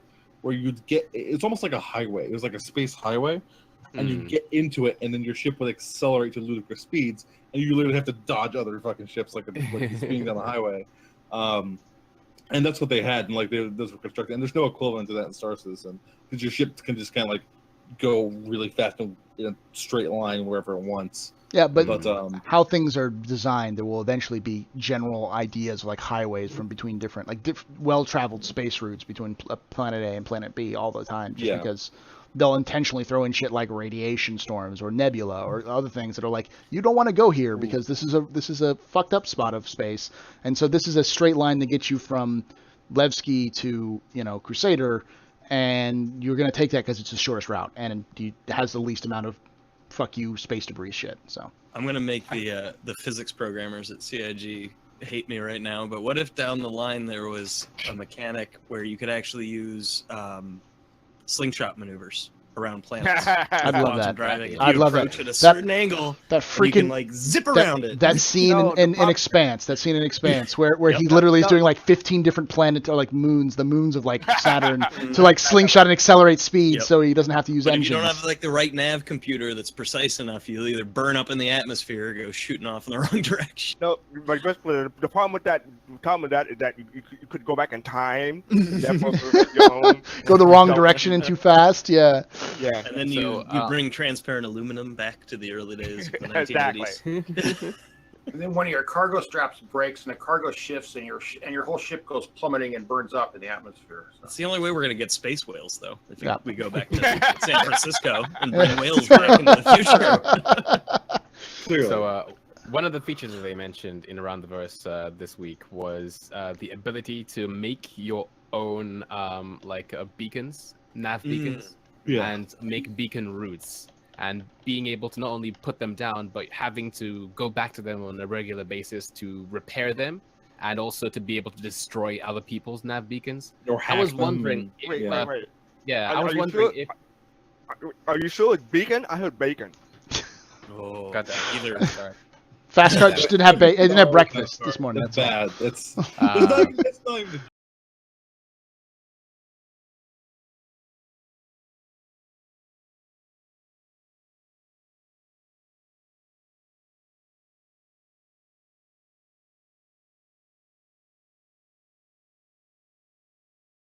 like made the effort, could they close an existing jump point? With just beacons, just like putting beacons Well, all around the jump not point. beacons, but if you can destroy a beacon, surely I don't know, with enough nukes, could you destroy a jump point? Yeah, Make probably. it- You could not police exist. it. I would I'd bet you could probably destroy space stations, in Hmm. game, even things like Port All-Star eventually. But it's Right. got so much HP and so many reinforcements that like even the largest organization in Star Citizen, if they all brought all their firepower to the one station at once, would probably still not be able to destroy it before the UE showed up with with an entire fleet and wiped your ass off the map. Clearly, if you want to destroy a space station, you need a driller and you need a kingship. And Yeah. fire And that would- one that missile. would One also missile be- and blow the whole thing up. Yeah. What That would about be a just great getting ex- what about prime just getting example. a bunch of Orions and a bunch of reclaimers just Yeah. dumping a bunch of crap in front of the wormholes? So anybody who comes out, smash. You That would be close a it that great- way. a great example too of the future of GM roles basically in Star Citizen is having something like that happens. Somebody at CIG's an in-game game master kind of situation will be like, oh crap, let's call in reinforcements and have like 6 UE Bengals show up to negate this situation, which would make it even more interesting. I don't think we're ever going to get to the point on like just from a technical level where like 6 Bengals Well, and yeah, that was an plus- exaggeration. Yeah, plus whatever they're up against is ever going to be technically viable. But But you know what I meant. How Yeah, many, that kind of how many Bengals do you think will actually be in the game? I mean, I'm sorry to like ask questions. We're supposed to be answering them, but like Oh, wait. they're meant to be something in you're meant general? to find, right? Yeah, I mean, You said Bengals or bagels? no more. Myers is Make- gonna murder making you. everything bagels. Myers gonna murder you, Fast Cart. Bad. He's gonna take a plane just to Boston just to punch you in the face. Very upset. Very upset. Oh wow. That's a good point, Oh, no. I think there's definitely a set amount. There's probably I would be quite upset if CIG just infinitely spawned Bengal carriers because it would be stupid and it wouldn't work well in terms of It like would unbalance the game. Yeah. But that does bring in the question, though, if they were to do something like that and need to bring in a big ship to negate something like that, then it probably would be a matter of where The are fleet. the Bengals? How long is it going to take them Yeah. to get there? Well, I so there imagine- might be a window where they could possibly cause some problems before all that shit shows up. yeah, for That sure. makes it interesting. Yeah. What most likely is going to happen? So when you think about the Bengals are just from like a in lore kind of like perspective. These things are insanely resource intensive, right? Yeah. Just to have one. These things are like multiple space stations just put together in one thing, and like It could be these things are- dedicated to a system. Yeah, and they're not making money. Like they're not like it's not like a trade hub where it's paying itself off. It's just it's a military asset. It's just a big money hole, sink. right? Yeah. That brings up a at whole this other time, thing, though. at this time in the lore, you have to remember that the UEE is not doing super hot right now. So it's whatever. That brings you know, up another interesting gameplay point, though, because if they are limited number and they are physicalized, they are realized in certain areas of space, and then an org did something, coordinated some big event, it could be a completely smoke and mirrors kind of thing. Get the UE fleet to move in some of their big guns because you know that some of these big guns are in this certain sector, and you know that if they go to this other sector to defend it, that sector is now going to be largely undefended. Mhm. So you could create, if you have a big enough org, situations where you force the UE to bring in resources into a certain area to weaken another area that's actually your primary target. Yeah, they've done similar things in Eve. Eve did something very similar Exactly. where they had to bring in the what was it, the Concorde, to actually go in and deal with a player group that was being too powerful and causing too much trouble in I think medium and low and high sec space. So they actually made the Concorde invincible and just walked them through and just slaughtered all of the other guys about it. Eve. I played that game for 4 years. So, all right. So, hey everyone, this event's happening in System X. Draw tons of people in one location destabilizes gameplay too much, especially when something like time dilation isn't an option since our combat is real time. Well then, I'm looking forward. I'm looking forward to Operation Pitchfork breaking the servers. It's for science. Yeah. I mean, it's been inferred that there will be some sort of live moderation. Maybe not like what Jay Lee hopes. Like, I'm a mod Merlin. I'm going to nuke your Bengal in one Badger fire or something. Yeah. But But anyway. So, random question about Operation Pitchfork. Do you think that your players actually have a chance of winning against or changing anything in that, or you think it'll be all pre-planned, like they have an ending in mind already? I think it'll just be for fun, like a massive server test, break the servers, and that'd be. That's really and it'll end up being a giant server test for CIG. It'll generate so much useful data for CIG. It'd be worth it. All our servers blew up. Congratulations, citizens! You literally broke the game. All our SSDs. We're gonna have to be offline for another month because you literally are on fire. Amazon is literally burning right now. Login server. You've caused the biggest DDoS in history of Amazon servers. That just happened. All of AWS has crashed. Yeah. All right.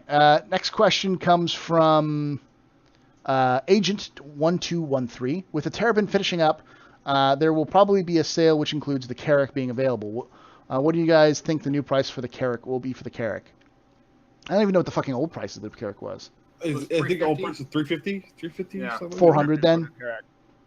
I'd guess 350 400. 400. Yeah. I don't see it being significant anymore. No, I think 1 billion credits. yeah. The Carrack is of a generation of ships where when they announced it, they had kind of figured out it's like, oh, we can't make these things super compact. This thing just has to be fucking massive. Yeah. So the Carrack has always been kind of like what you see is kind of what you're gonna get. I feel like I don't feel like we're gonna because the roll of doubling or like every ship is gonna get like ×2.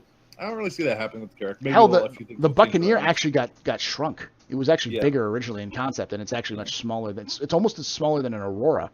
It's actually shorter than an Aurora. It's very snippy.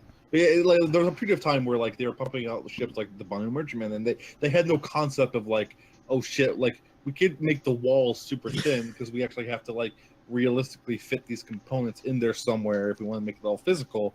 So at some point, they eventually got to a point when they were concepting ships where they were like, this is just gonna be fucking massive. It's like they're like so like things like the Endeavor and the whole E aren't gonna be 20 times what the concept was because they figured it out. They got it this time. They figured this one out. It may change up or down a little bit, but not much. Yeah, but like a couple meters. But we're not talking like plus or minus 50. We're not talking about the Banu Merchantman going from the size of the Constellation to being the size of the Polaris. Kind of increase. Well, and some people thought it was going to be the size of a javelin or something. Yeah. From the concept art. Some of the concept art they put out shows it that way. Yeah, it looked like that. Yes. That whole scramble. Like a month or two ago. Pixel measurements, the pixel fucking measurements. From a concept drawing. Because I'm sure when they're doing concept drawings, they're just making sure everything is absolutely in perspective perfectly. I don't know about this, CIG. You seem to have like messed this up a little bit because this is like the size of a small nation. I want my kilometer-long Aurora. I like that there was one that was actually got really popular. It was actually on the front page of Reddit, which was the size of the universe, and it was like the scale from like a couple on a park, and it pulled out to see this star, Earth and the whole solar system and the galaxy and then the universe, and it pulled back to see that concept image of the Banu Merchantman. That's beautiful. So next question comes from Nikolai. How many Auroras equals one size 9 torpedoes? Because reasons. I think that's a test we're gonna have to do. It depends on if the pilot's a test pilot or not. Yeah. What do they mean by that? Like if you turn the Aurora into like a ballistic itself, or if you shoot with the Aurora? We all know that we're gonna be able to jerry rig a size 9 torpedo on the Aurora, because that's totally not false information that I'm spreading intentionally. People kind of freaked out about the Eclipse and the size 9 torpedoes a little bit, forgetting that the Eclipse is a piece of shit compared to pretty much any other fucking spaceship in the game.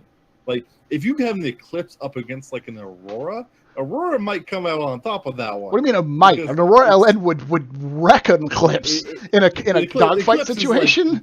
It's dinky. It's like the reason that it can fit the size 9 torpedoes is because that's it. That's all it's got. It's a giant torpedo bomber. Is what it is. It's a giant stealthy torpedo bomber. I have a feeling it's going to end up being like what was it? It was one of the Wing Commander games. I forget which one, where they had stealth torpedoes, but they randomly popped up. Oh, fuck that. No fucking skippers. No fucking skippers. Yeah. It's essentially going to be that, but a ship. Yeah. Where it's like, it's there, you can find it sometimes. It's going to be tough to find, but once you find it, if you can hit it, it's done.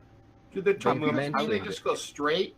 Or are they basically like a missile where they can track? They will turn around and try multiple times, but they're so large that if you're nimble enough, you can dodge it and shoot. And you can target them, I'm sure. Exactly. Yeah.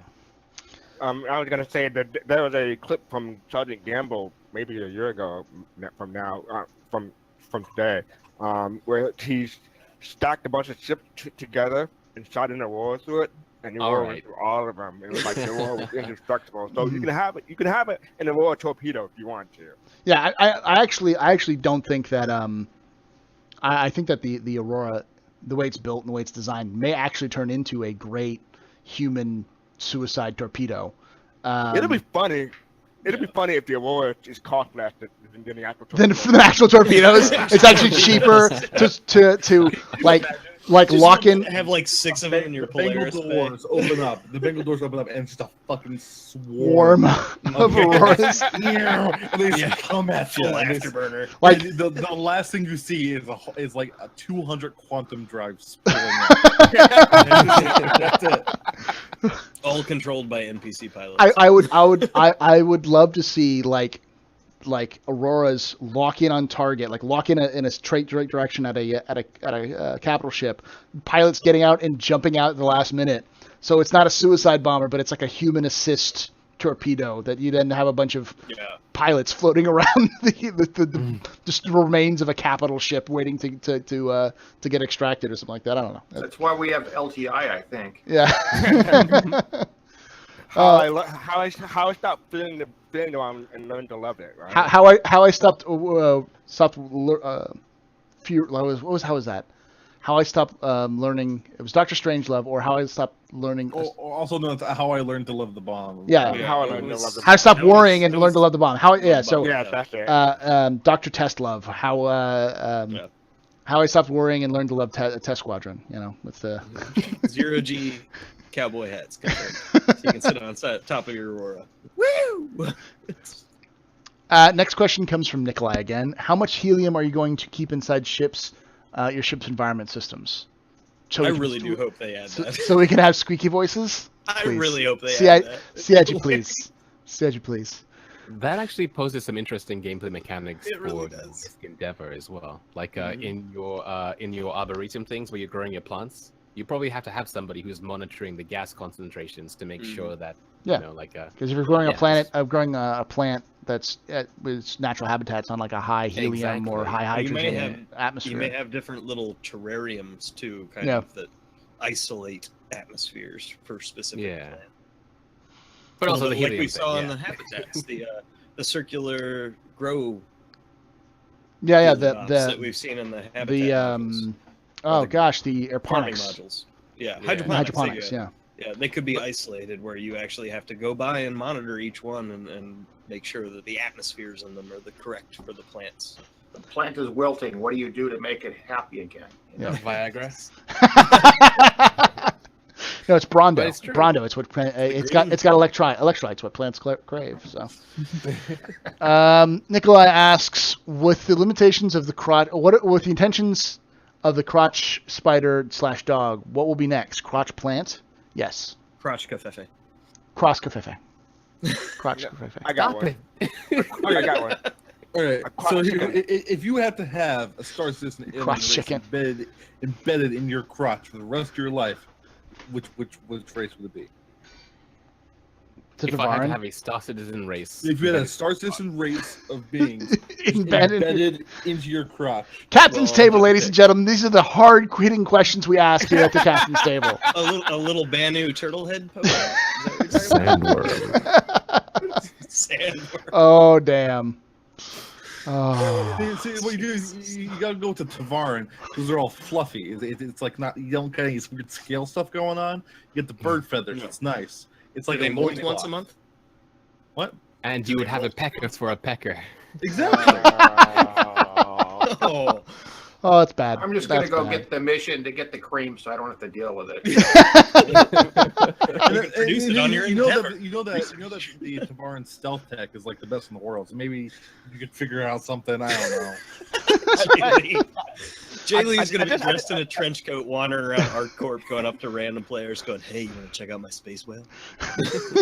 I thought it just occurred to me, like, you know how most ships or many ships in the Star Citizen universe are kind of phallic shaped, and people are wondering, like, understand. So what did your penis look like? Do you think that looked like a penis or phallic shape? So maybe it's because everyone in game have a funny looking penis. That's why everything looked weird. Looks weird. Have you seen the weird potato faces that we're dealing with, Curly? Yeah. You want to know what's going on down there.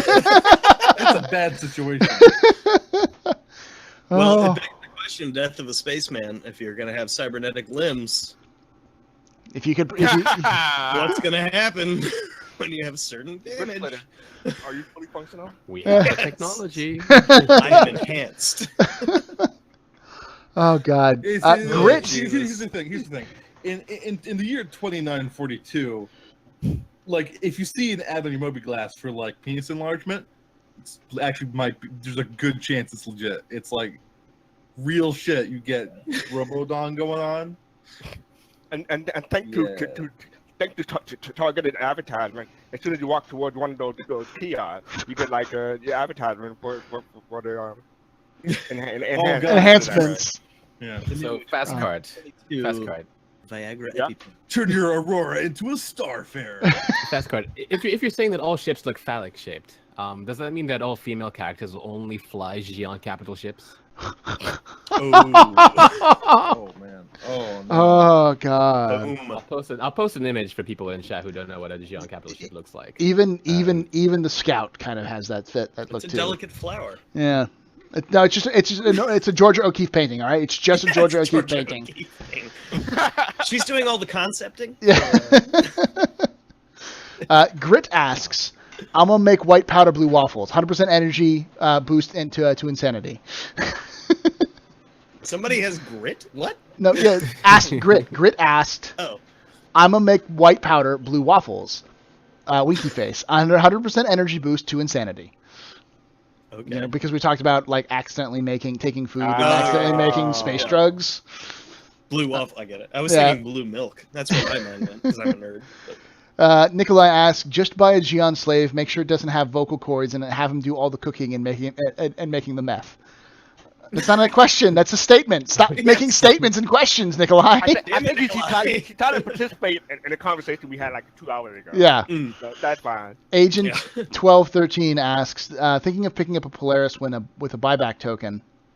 Being that I'm not really into PvP, doesn't seem like a good idea." Hilarious. It's No. a PvP ship. That's what it's for. It's It's a combat focused ship. Like yeah. If you're not, I mean, if you're be able to do with it, that's not PvP. But like if you want a large ship and you don't want PvP, CCU that thing into something else. like an Endeavor would be more of Yeah. a non. An Endeavor, a Carrick. Yeah. Carrick. Mono even. And I guess First of partially all- it depends on where you're going to be too. Because if you're in UE space most of the time, I mean, Maybe. depending on how moddable it is, I Yeah. mean, like you could kind of stretch it, but then they're always going to be ships that, like, you know, Yeah. have more focus on more things, you know. Well, if you want to haul cargo, you will be able to haul cargo in the Polaris, just not. and with item system Not 2.0 to the level. components and- It's going to take a lot of people to crew it, too. Yeah. that. I mean, it's a smaller capital ship, but it's still a capital ship, you know. Next question comes from Fastcart, who asks, "Anyone looking to building a X299 or X399 system. Is that the What new? is that? They just announced them in copy text. Yeah, that's all like the whole like new like i9 stuff. Oh my god. Oh, yeah. Right? No, Yeah, they have i9, but no one's gonna buy it. No one here is gonna buy an i9. I9 is $1,000. Amex. Yeah. No one's gonna buy it. No, I they have literally the just regular. spent like way too much money on like a 1080 Ti and like a 7700K. So like I'm tapped out. Yeah. Good. That reminds me, I have an extra kidney up for sale right now. Grit's got to get that money for that. Streaming PC. So quickly, are you gonna use that money to buy more chips or buy PC? Oh, depends on how much I get for that kidney. Maybe. Well, with this economy, it's one or the other. Question is, does a kidney have LTI? No. Definitely not. Yeah. Slightly Oh, used. slightly used. Don't even ask about it, liver. No, I am probably, we'll see, because I just built a new game PC like only a year ago, so there's no reason for me to upgrade it. Less than a year ago, and I still have my old game PC is my stream PC, and it works fine. The only thing I might need to update is my processor, but I need to replace the entire motherboard because I don't think the new chipset for the new it wouldn't be compatible. So, but yeah, no, we'll see. I think that's more of a wait a year or two and see if I do. Well, by the time you wait a year or two, it'll be time for the next architecture to come out. and then this new architecture will be cheaper. Or you could buy the previous architecture now, and just Which is what I did. I bought the 7700K. So It wouldn't surprise me if the AWS servers and stuff were running on something like an i9. no, I wouldn't be surprised. Either. No. That's No. that's The the server Or hardware is a completely server. different. yeah. Server version. Server hardware is completely different. Something like that. But It's way different than like consumer grade stuff. It's completely different stuff. So here's the thing. Fun fact. So I have one of like the best computer builds on the market that is possible to have right now. Right. Not supposed to anything. Dovak, you are How is that Xbox? Dovak, you're stuttering and you're roboting a little bit. So hold on. Hello? Good on my end. It might be you, Paul. It might be me. Yeah, it might be me. Am I good? Yeah, it good might now. be, yeah. By the way, Alright. Paul is showing off some of the new lighting tech. Yeah, That's in my coming into Star face. Citizen in 3.0. Yeah, let me change this up real quick. The thing is, so like I have a really good computer that I just built. I still have like 25 FPS in the PU. So the moral of the story is don't worry about it. Just don't. Yeah, it's all don't network. you don't have to think about it right now. Just don't. It doesn't matter. So just have this conversation in like a year and a half. Yep. Yeah, well, they did Once just the they game's- they when the did game's in beta, we'll know how it's running. they did say that recently. If you have a multi-threaded PC, you actually will have better performance than otherwise. But you know, that's also we also have to think about optimizations and stuff like that. So That's where they're pushing things now, isn't it? Yeah, they're multi-threading. They're dedicating certain things more towards GPU and CPU in an optimization factor. I think that's kind of what's like the new particle engine. I think is largely GPU, but they're moving a lot of GPU-based, other stuff over towards multi-threaded CPU just to make it more efficient. Meyer asks, Jaylee, will you marry me? I think it's up to you, Jaylee, to I answer think that. Daly's taken. Yeah. Next question comes from Knowledge Lambo. Hi, my old troll. Who asks, why is CIG secretive with almost everything they are doing? They're not. They're not. And the stuff that they are secretive about, generally speaking, is stuff like Squadron 42 or stuff that's just not ready to be shut off yet. Like if they're like saying, hey, we've got something, but we don't want to talk about it, it's because they know that if they say, hey, this is the whole idea, and it changes, then people go, fucking shit, and they freak out, and they like riot and burn down the forums and try to get refunds and shit like that. But if they just like, hey, this is being worked on, it's not ready to be talked about yet, which they say all the time, then you know, it's not being It's You a- want to know what it's a secretive is? conundrum. Look at like every other game company. Yeah.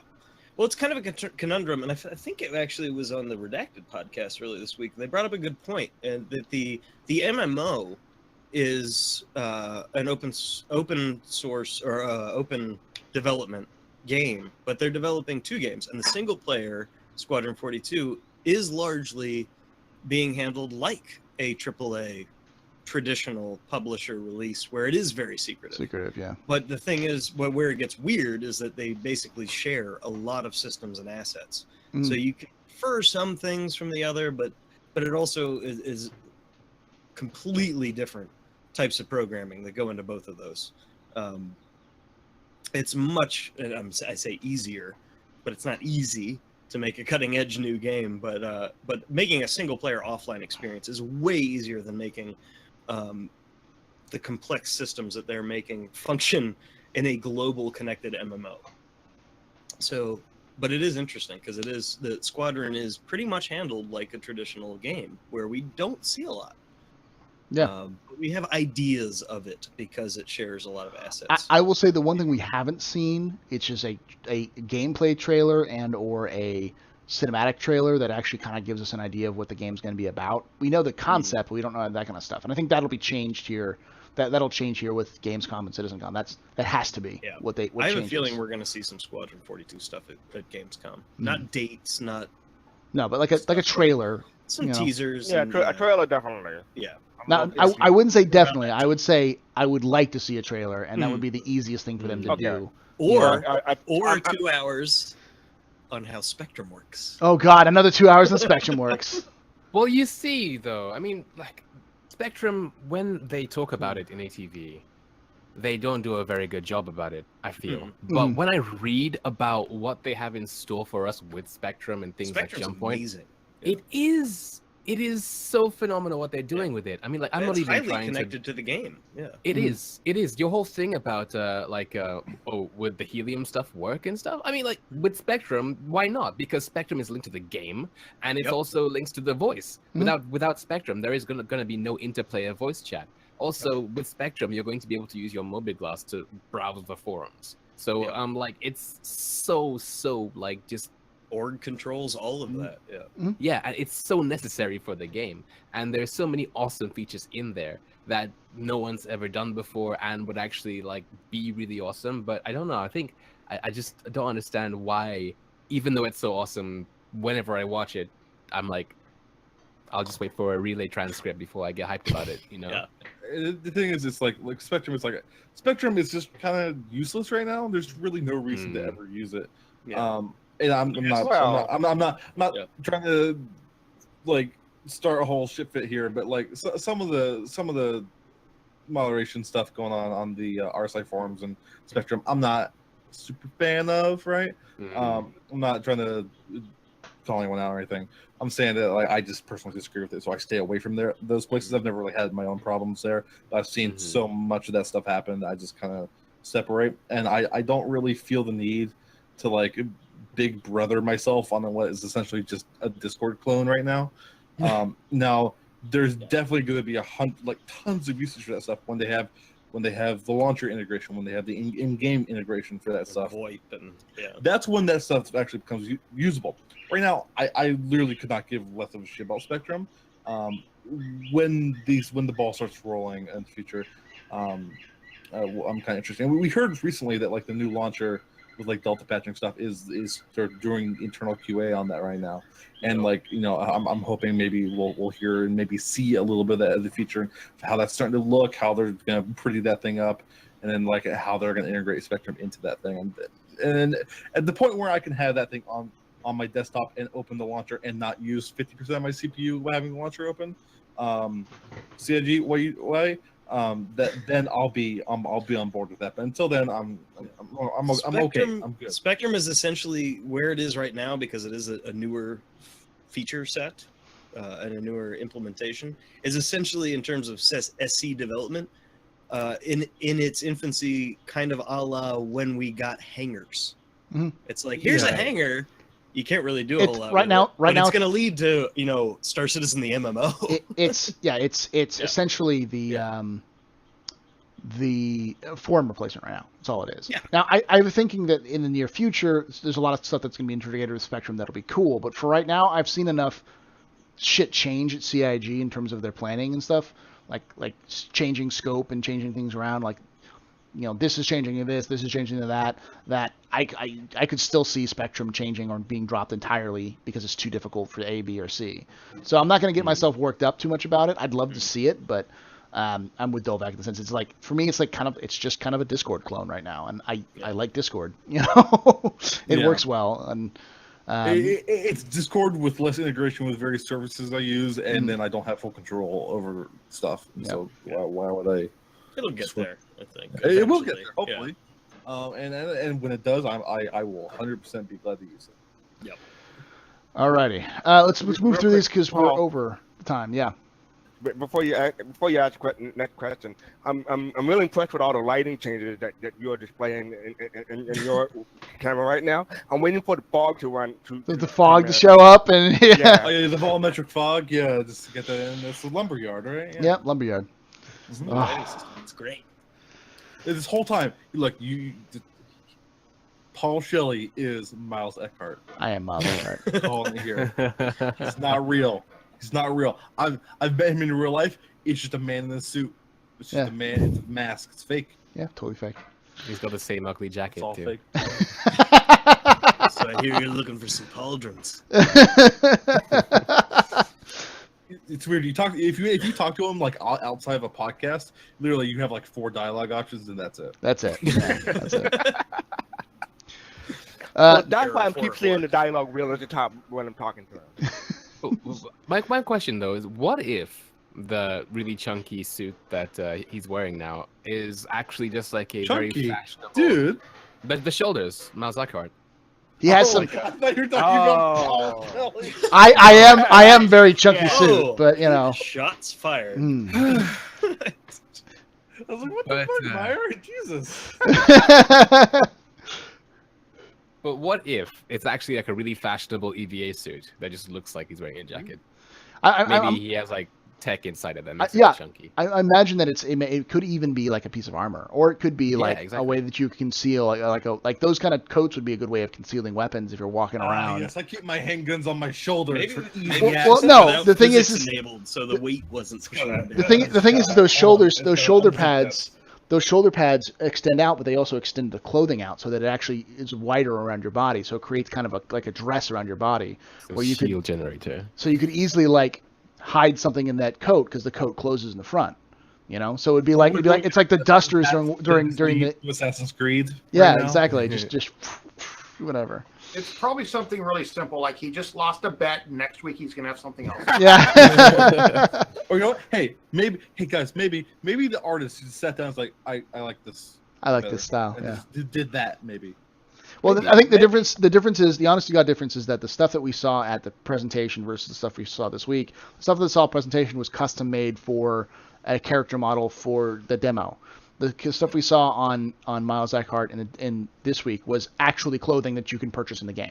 Because we actually, if you look at it, there's also that bug where it's like people are like Mimics confirmed, where that guy turns into the thing. Oh God, he's wearing the same coat as Miles Eckhart. I noticed that. Yeah. Yeah. So it's obviously a wearable item. It's a new clothing option. So it's just maybe that was Miles.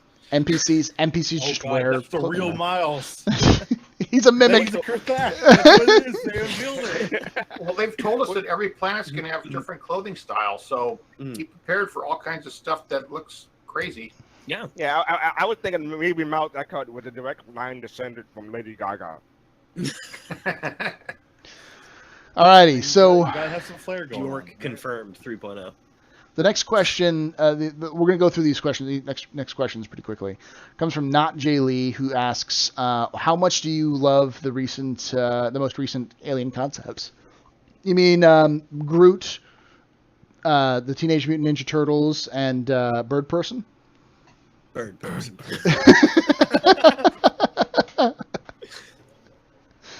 They're good. Good job, J Lee. Good job. Here's the thing. Look, in my heart of heart, CIG, this is me reaching out to you right now.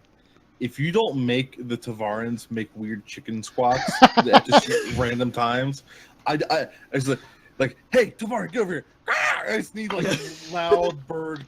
Like, instead of like they do their fill-ins with the conversation with random chicken sounds like, I don't know about this idea. They flap. Yeah. Like Y'all's a violently, racist. feathers everywhere. It's psychological warfare. Maybe they open comms to you in dogfights, and it's just. Stovak, They pterodactyl you're actually a scream. voice actor for CIG, and you're working on the Tavon, Yeah, right? I voice all the Tavarans. Yeah.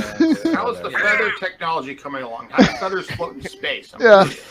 That's one of the a legitimate question. Like, how are we gonna are we gonna have to Similar clean to a up? bowling ball. Are, are we going to have to clean up Tavaran scat on the floor every time they crew one of our ships? You know. Y'all's a racist.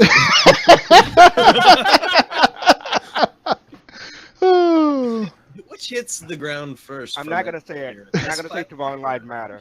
Just tell them not to take your EVA suit off, so you don't have to worry about cleaning it up. Meyer, I have nothing against Tavarans. In fact, if I had to have an alien race embedded into my crotch, I'd pick them. Yeah, fine, yeah, but okay, all right. I'm a Tavaran feather duster to keep my ship clean. Dude, Major- that's fucked up. Major Winters asks. Major Winters asks, why is Grit looking deeply into your eyes, Paul? Because my screen's over there. Yeah. Can you imagine how fucked up it would be to have like a Tavaran, like a poor Tavaran maid, and like force them to use like a fucking Tavaran feather duster? God. I'm gonna skip that one because it's a shitty troll question. Knowledge Lambo, you're better than that. You're better than that, Knowledge Lambo. Stop asking stupid troll questions.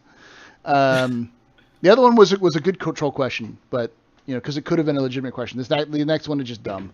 But the next question comes from Montialdo on Twitch. Should CIG design ships with empty rooms that we the players can then purchase? I think it was the original idea of the modularity.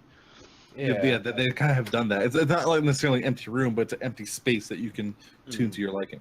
No, that's not going to happen necessarily right off the bat. Pre-scripted modules. I could see that. That could make sense with Item System 2.0 down the road. And how you can maneuver, like even now, pick up and move stuff. But we'll see. I could easily see a ship like editors where you could it comes onto a grid and you have things that have certain spaces and move things around. But I could see that's in the future. Even now, like we have the ability to like place large objects.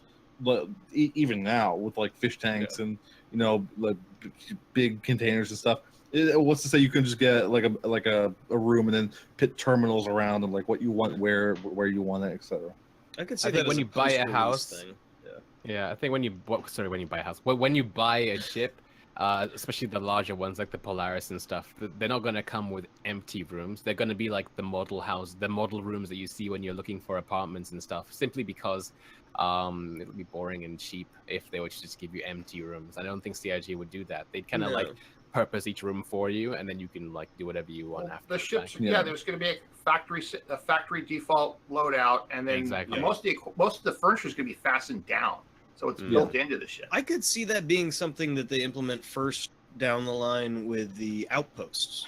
A blank outpost that you create whatever kind of outpost you want out of it, and then maybe ways after that, after release, certain ships like a Caterpillar, you could have a blank that has 4 modular sections to it. I could see something like that again down the road, maybe a blank module where you can mix and match shit that's in the other modules for a Caterpillar, if it makes sense, because it's essentially like you're saying, it's like the hangar. A lot of the customization of ships is going to come into like the more personalization stuff, where it comes down to like, hey, I found this rare whatever. I'm going to hang it on the wall. I'm going to put this plant on this shelf, and it's customized. It's customizable because there's so much, just the sheer amount of shit in the universe and the rarity of some of the items. It's like, hey, I found this really cool thing. I'm going to have it on my captain's desk in my Starfarer. It's gonna be it's gonna be right there. That's what in my captain's quarters, and it's gonna be there. And if you die, and if you lose your ship, you lose that, and you get your ship back with LTI, but it's not gonna have that stuff. And so that's why you don't want to lose your ship. It's because you're not just losing the ship itself; you're losing all the effort that you've put into that iteration of the ship. And space pets.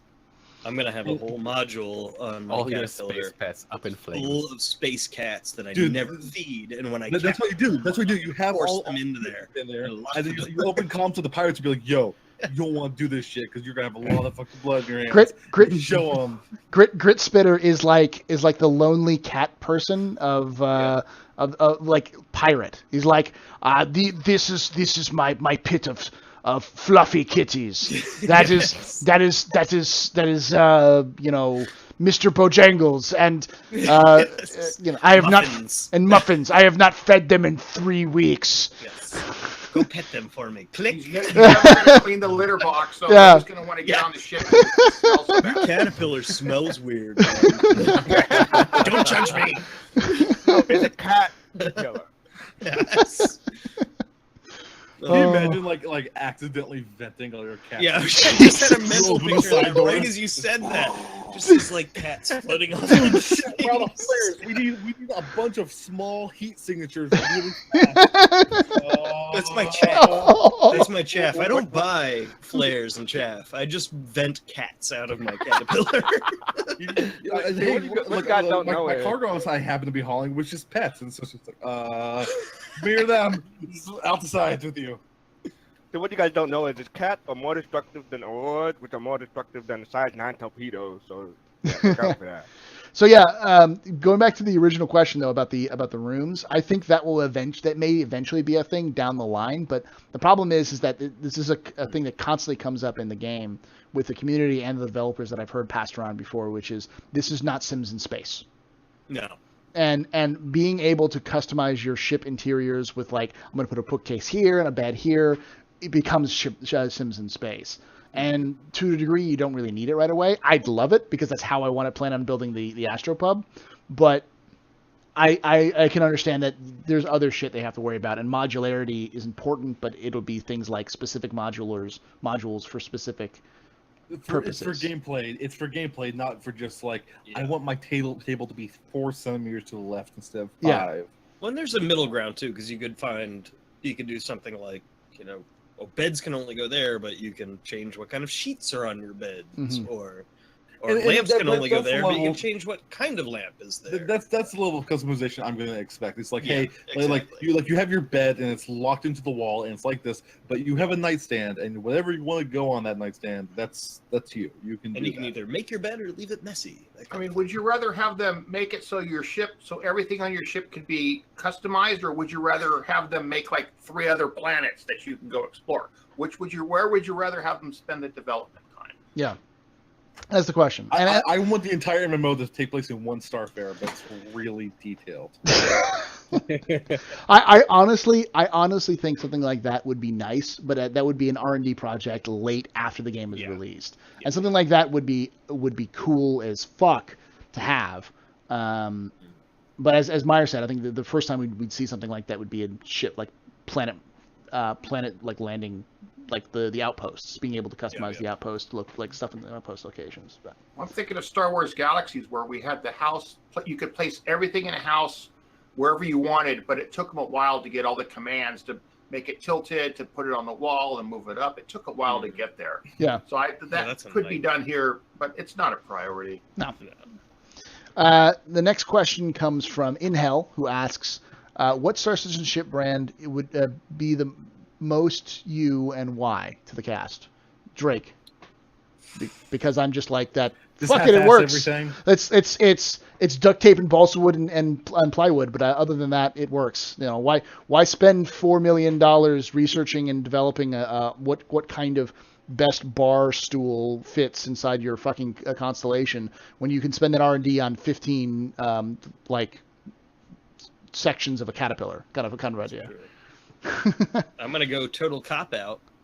Anything Banu makes, because it encompasses all ship manufacture. See, I'm more of a MISC person because without really trying, I accidentally just make penises. Not me too. How about you, Meyer? Well, I love Misk. Misk is mine, for sure. Misk is nice. Misk is the best in terms of aesthetic for me.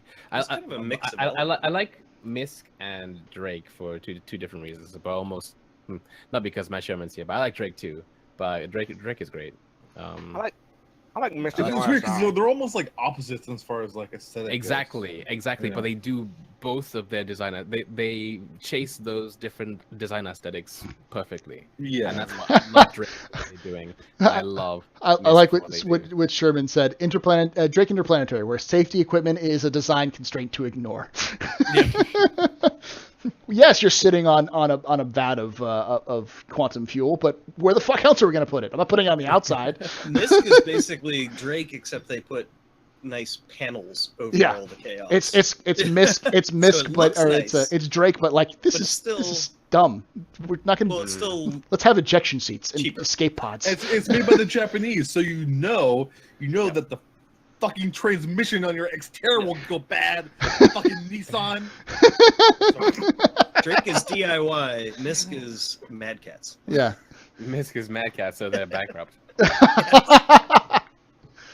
And then they sell weird half-made HOTASes on eBay that people find and are very confused. Screws. People find and are very confused. Yeah, how did you find that, by the way? I posted when I posted the ironically Matt Sherman comments about docking that was posted on Reddit. I posted it on Twitter, and the guy who was talking to Matt Sherman messaged me on Twitter saying, "Where did you get this picture?" And I said I linked him to the Reddit comment, and then after that he talked to me and he said, "By the way, I have something else if you want to check it out." I'm like, "Can I post it?" He's like, "Yeah, sure." And he showed me what he found, that someone had found the eBay listing for the SE. It even has the Star Citizen symbol on the hat there. So it says non-functional, so I don't think it works. No, it's the display model that they probably had at one of the Citizen Cons, but it was the cheaper model. But they called it the Pioneer or something like that. So it was obvious. A bunch of weird like Star Citizen like one-off merchandise is showing up on eBay. Like someone was. I almost bought this like a couple years ago. One of the guys who came in like second or something on the what's it called Next Great Starship. The Next Great Starship was selling the PC build that he got from it. Like that was one of the. It was like a Titan in it. And wasn't it? I wanted to buy the case from him, just the case, because it's like a custom made case. And he wanted to sell me like the entire build. The entire build was like outdated and awful. I'm like, I don't want an OG Titan, dude. Like, no, get out of here. But he was always trying to sell a piecemeal. I'm like, you're not gonna be able to sell that piecemeal, but I'll give you like $300 for that case. Mm-hmm. Nope. Did we get Fastcart and Stoutman's favorite manufacturers? No, we haven't. I said Mist and RSI. Nice. How are you, Stoutman?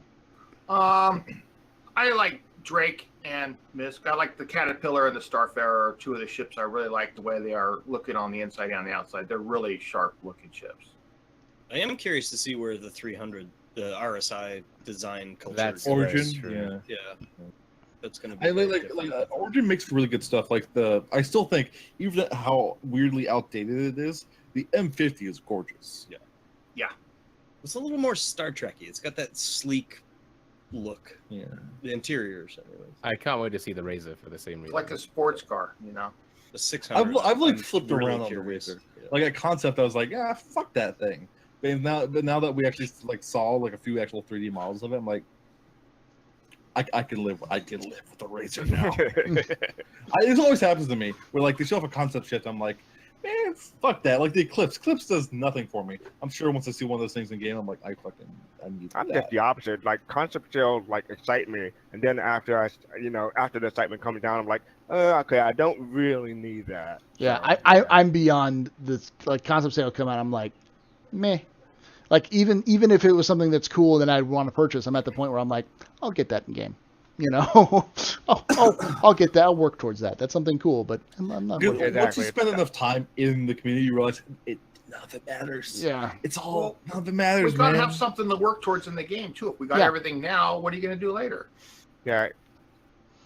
Next question comes from Diabolus. With everything in 3.0, do you think they will put more exploring items than just booze, guns, and cigarettes? Something like ship components. Oh yeah. Yeah. So there's so much stuff that they're adding in terms of commodities that they haven't even finished it yet. If you look at the schedule report, they're still like 3/4 of the way through all the stuff you'll be able to like get as commodities to buy. It'll be like a box that you look at it and it'll say like luxuries on it or whatever, like Vice or something like that. Because they said that they're starting with like the big. If you want to see some weird stuff, you go play some Elite Dangerous. Sometimes you look down, and you're like, I'm hauling poop and porn magazines right now. Yeah. Like you never see any of it, but it's just you can literally haul whiskey, cigars, slaves, and like porno mags across the Elite Dangerous universe. You guys are saying that in the year 2947 they still sold magazines and porno magazines at that? Look, man, you need something to throw into the woods so the next generation can go look in the woods and find the porn. That's how porn happens.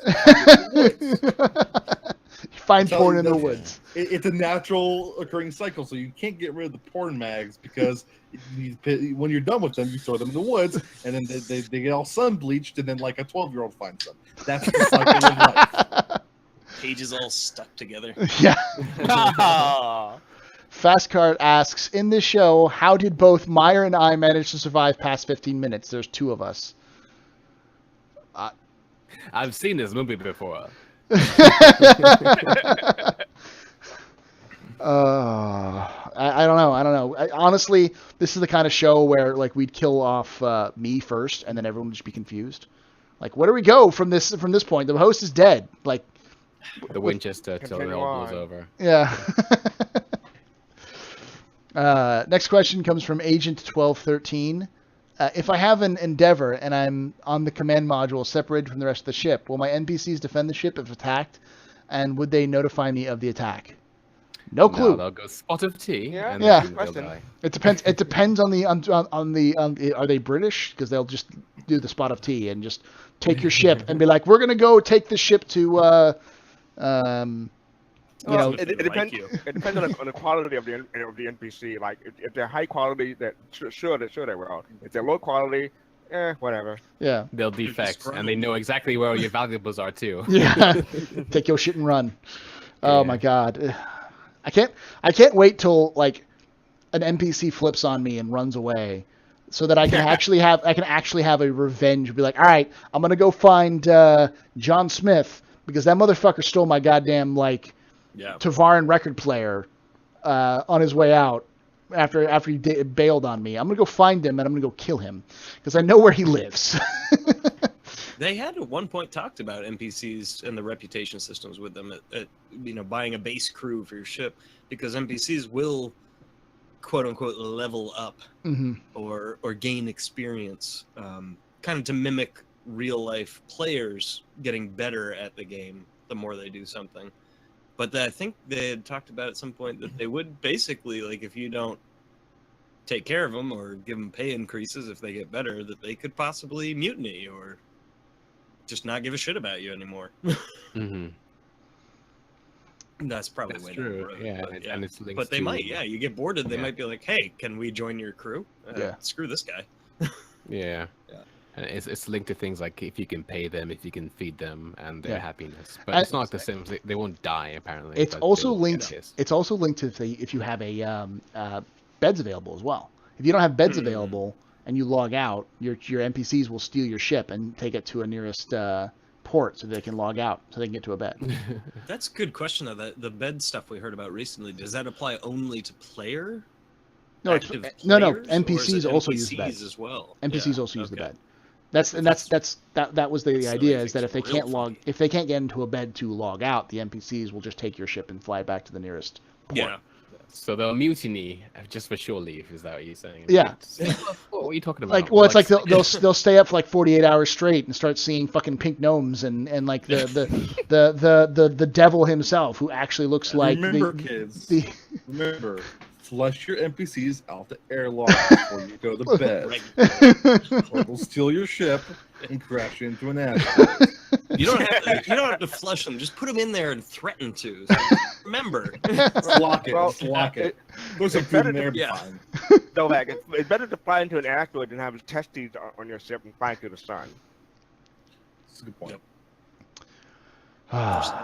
For science. The next Next question comes from Crucian Gaming, who says, "Love me, Daddy. I love you, crew. I love you." Crucian Gaming, another Star Citizen streamer. Next question comes from Pappy Boyington, who says, "It looks like they went away from the animated visors for the marine armor, and am I wrong about that? No idea." There'll be something. I still could see it in the future. They may have gotten rid of it because it's just overcomplicated. Like at a certain point, looking cool is great, but then it takes up so much resources that it's just not worth the coolness. Yeah. It could be. Well, Hellion did something similar, didn't they? Because can't you like open and close the visor, kind of? Yeah, but for only one ship or for only one helmet. You know, like there's all the other helmet is a fixed visor, so you could do it. Something down the road. But like Star Citizen's, like Hellion's thing is just like.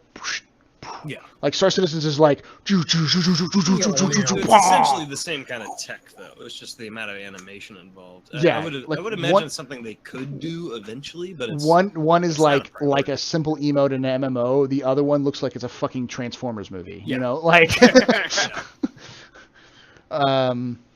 Nighthawk and Night___Hawk asks, do you think they will remove the docking collar for the 300 series rework? The 300 never had a docking collar. It was it's the Cutlass.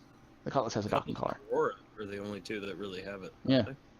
Freelancer has one too on the dorsal part. Oh, you're talking about the actual docking bay, the top docking bay for the 300.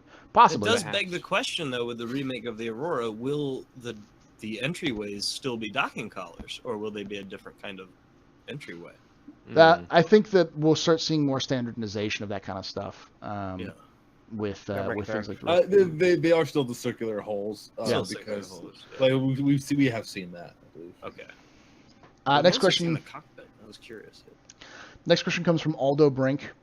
I knew this was in Stataball to a degree, but do you think there will be a laser grapple gun in some kind that will work on planet side and give us interesting locations and perhaps even get us out of areas we might actually get trapped in? Thanks. Probably.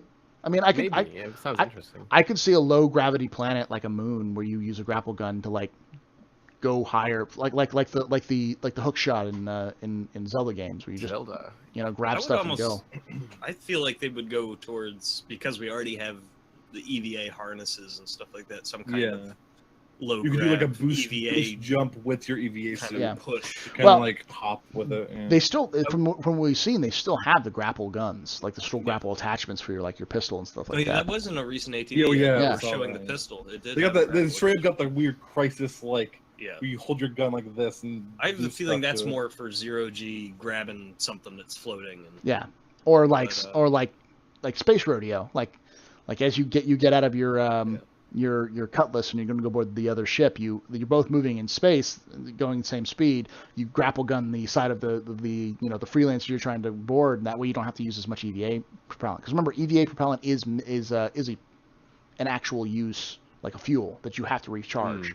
So not to backtrack to the previous question, but some people in chat have mentioned some of the 300s did have a docking collar on the roof.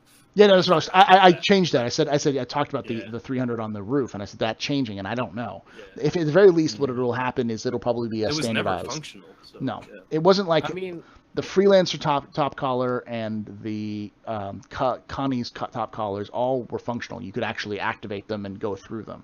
So I don't think they get rid of those because the Caterpillar actually has one of those as well in between the tractor room and the cabin. It's a top one, yeah.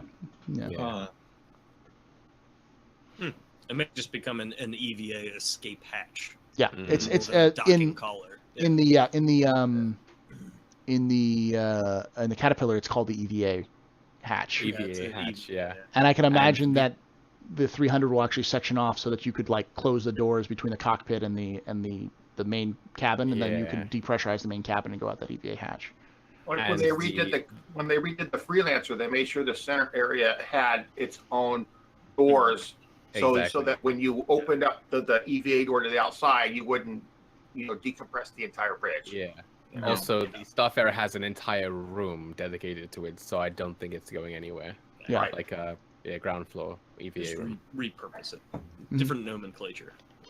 Well, it also makes sense because if you have an actual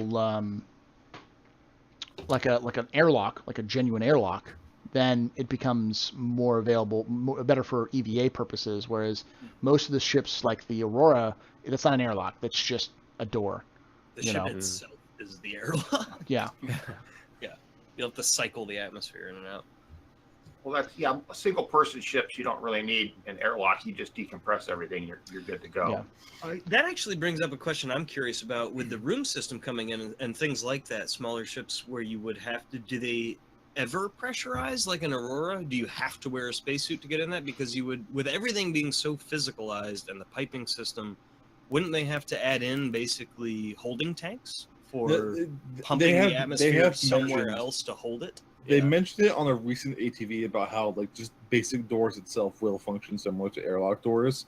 Yeah. And so like if you try to open a door that it has a pressurized room behind it, it'll be like, yo, dude, you don't want to do that. That's triple pressure. There has to be somewhere to put that. There has to be canisters or some kind of containment. Yeah, I think that's you've already got atmosphere equipment. It would just get sucked into there. Yeah. Would they just magic it into the hull somewhere? Or... It'd either be magical into the hull, or it would be something. Hey! Let Meyer talk. Okay. Oh, sorry. No, just currently with the now I'm on the spot. God damn it. But, no pressure. So currently, to get into a ship, you need to summon it on the pad. To get into the ship, you need to walk there in a spacesuit to get into it. And that's pretty much how it works right now. The Aurora doesn't have any drawers or anywhere that you can interact with to change your clothes. So you're gonna constantly be in those clothes. You can't remove those clothes without somewhere to put the stuff in. I don't think that we had helmet before, but right now we don't. So I don't know how it's going to work. But without that, then I guess that answers your question. Kind of what I'm curious about then, like things like the 300 or even the Mustangs. Some of them. The Mustang has an airlock. Any kind of pressurized interior. The Mustang has an airlock. They do have life support systems though, so it might just be in the life support system. Yeah, like I can imagine what will happen is you have an option where you can pressurize the cabin, but it's come stock depressurized, and you get into the ship, you can take your helmet off and like put your helmet down. That makes sense. But then when you pressurize the cabin, but then you have to put your helmet back on, depressurize the cabin if you want to get out. Or you could like open a door and it'll flood out all the oxygen for like longer journeys, like because they have the bed, which is also a self-contained unit. It can close and be pressurized on itself. Maybe that will happen as well. That makes sense. Yeah. Maybe. It's like hey, maybe you can be wearing your cool leather jacket and flying your Aurora around because you start out on Terra and then you're gonna fly to Earth or something. But maybe it's like just get a flight suit if you're in a single seater. Maybe just hang out in your flight suit. And just, so you can do it. It's just unwise. But at the same time, it's using. They haven't specifically talked about. Yeah, because you also use resources in your suit if you have your suit on. It'll be similar to Hellion in that sense. That like if you have your helmet on, you'll be breathing the suit oxygen rather than the gas. So you plug into but the in ship system. I haven't played Hellion in a while, Paul. But in Hellion, like if you are in your suit or in a ship with the ship's atmosphere, I don't think you run out of you use. It auto will redirect that ship's air into your helmet. I mean, if you're in combat, you want to have your EVA suit and helmet on in case your ship takes a hit and atmosphere events. Exactly. Yeah. I mean, like right now we get all the time, so you just want your EVA suit on all the time. So. Yeah. There's a feeling on bigger multi-crew ships they may put some limitations on that where certain seats, certain areas you can't access. You literally don't fit in without. Yeah, they've already said that. Your like, shit off. Light, maybe medium armor you can sit down and do stuff in. But the other thing that will be the key, the balancing key, is clothing have storage points, armor doesn't. That's true. Yeah. So clothing, the pockets actually have pockets. You can actually put stuff in your pockets. You can have vests with like little like doodads spots and everything, or jackets with cargo capacity. Whereas your doodad spots, doodad spots, technical term. Oh, that brought up.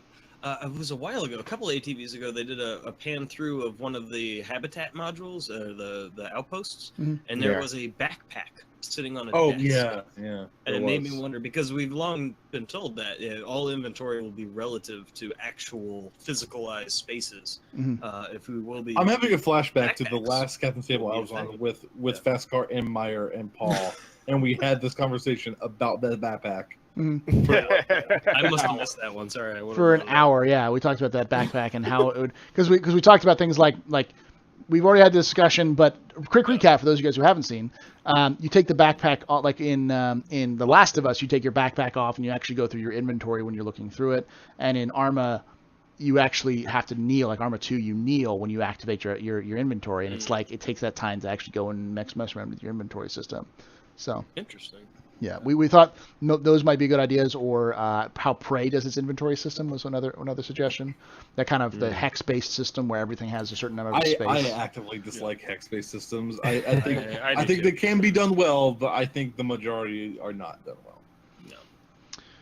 Alrighty. Prey is very light though in that case, in that instance. I mean, like you have either Prey is pretty light on that. It's not like Tetris, Yeah. You only have horizontal or vertical. You don't have like weird shapes.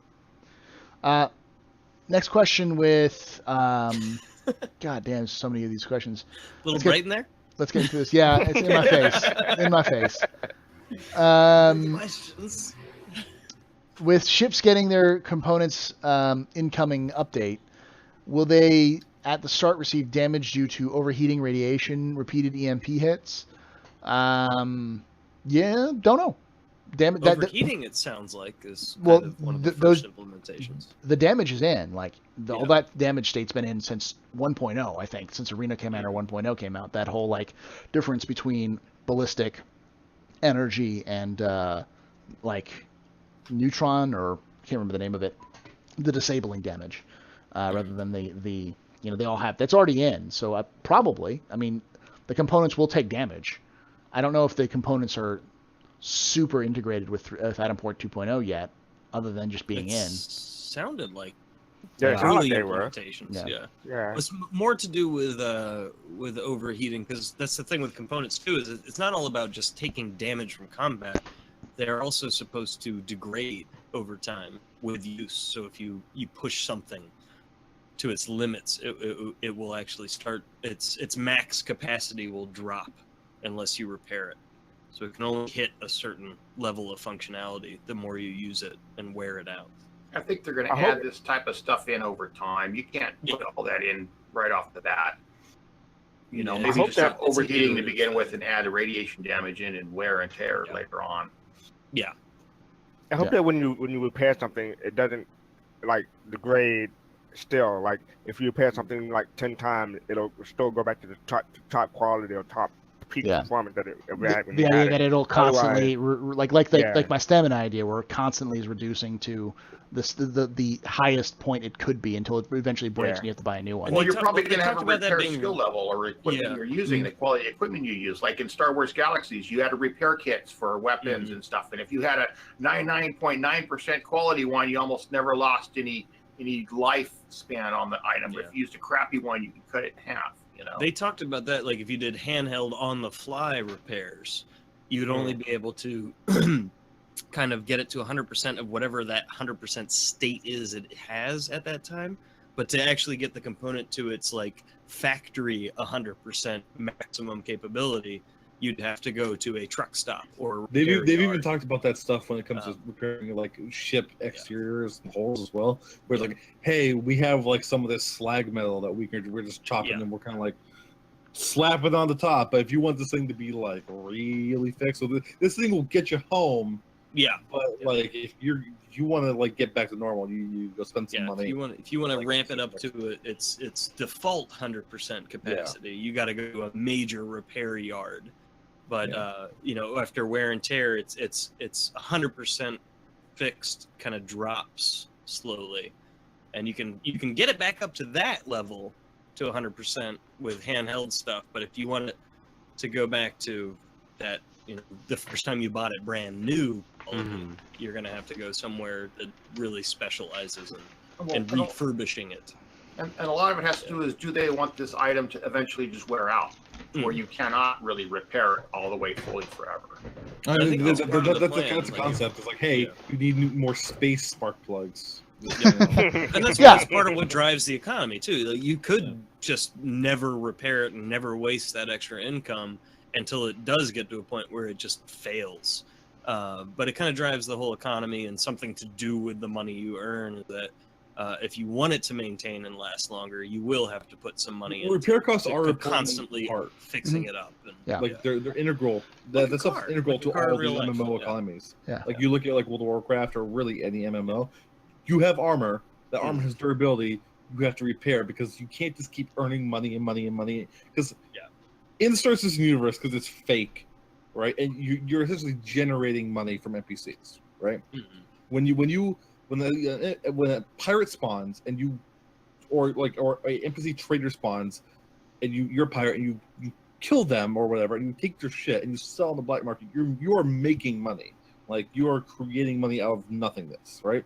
And it's going to cause inflation, and so you need something to take away and delete that money again. So the game system is creating money, and you need to take the money out of that loop, and that's how you do that is repair cost. That's how World of Warcraft works, because you can just go grind goblins in the corner all day long. I think it's a little bit more in depth with their economy system though, because it'll actually the spawn pirates, it actually tracks, those ships cost the X amount of this resource and X amount of that resource to manufacture. So if this gets blown up, that now we're down that amount of resource. But like, think about like Miles Eckhart. But essentially it's the same. Think about Miles Eckhart. Like there's not gonna be a time or place where it's like Miles Eckhart can't give you a mission because he's run out of cash.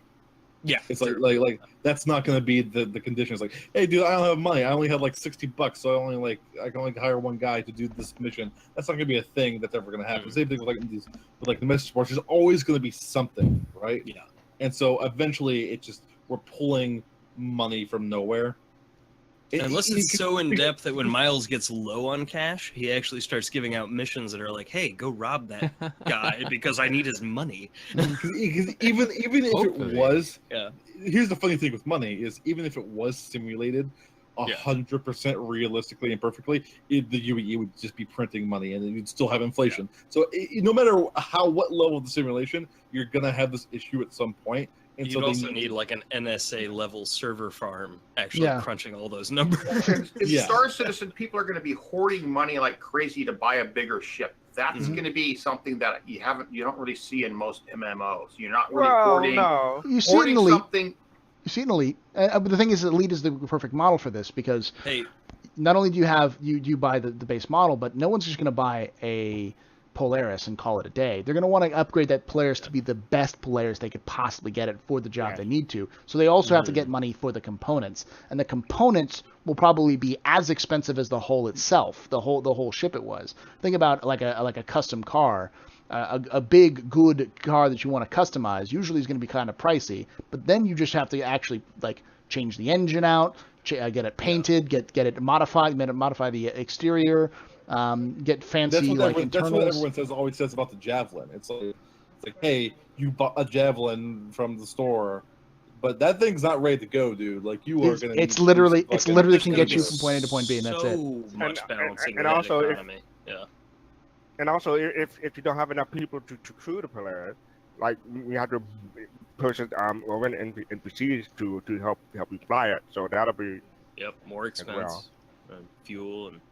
It just reminds me of this may not even relate, but back in the day, I remember Vanilla WoW when it first came out, and man, it took you months to get to level 40 to get a mount, and then the mount was like a gold, and I'm sure now in this day and age, if you play WoW, a gold is like pennies to everybody. Dude, that thing was like 100 gold. It took you like half a year to earn.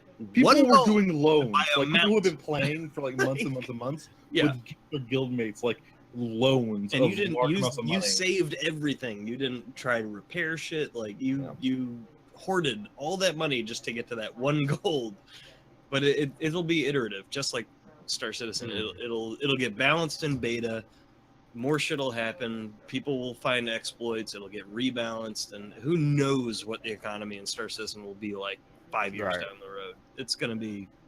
Hopefully, they'll maintain it and try and find ways to balance it. But there will be moments, I'm sure, post-release, where something gets crazy out of whack for a week until they're like, oh crap, we got to throw in a patch. Go ahead, Fast Cart, and then we'll have to move on because we are way over time. Okay, I just want to say, on the 10th anniversary of this show, we'll be talking about Vanilla Star Citizen. In the Vanilla. I mean, yeah. Like when I'm 40 in 10 years from now, which is kind of scary thought that for me. Talking about I remember when Star Citizen first came out and everything cost like 100,000 UEC. Oh yeah, I remember those days. Those are the good days when you'd work really hard for your money. Now it's like 1 billion UEC to buy a fucking Aurora, or whatever. I just traded a cocktail for Polaris. Yeah. At that point, you may as well just buy a torpedo instead of So the next question comes from Bang Chow. He says with ships getting their ship components incoming update. Oh, we already did that. So it's Joe Run. Joe Run asks a major reoccurring conversation in concierge chat is how CIG is going to deter large griefing fleets, camp out on a jump point, and totally control access to a system. This goes to above discussion about UE Navy's fleet responses. The answer to that is honestly they shouldn't. Yeah. They shouldn't. I mean, it's part of the emergent gameplay. And if it's going to take a long time to have, because it depends on how advanced the AI system is. If the AI system is advanced as they hope it's going to be, then they should be able to generate enough missions to come in and stop those guys pretty quickly. And if those missions fail over a couple of days, then the system will call out for help from the UEE. And the UEE will send in major ships if they have the ability to do so. Otherwise, if it's a fringe system where there's no support, who gives a fuck? And I'm going to throw a devil's advocate to that too. Is that just because it's outside of UEE space doesn't mean it's not police space, because there will also be Banu space, Tavaran space, with their own set of laws. Even pirate space has its own laws and restrictions. Even the corporations, various corporations have their own kind of police. Crusader security. And think of any other MMO you've played that has something similar to that kind of situation. That word will get out if some org is doing that, and then you may see other orgs be like, "Oh, Test Squadron is blocking access to the solar system." You're going to see a bunch of other Red Redacted and other groups come together and be like, "All right, let's plan a response to that and go take them to task." And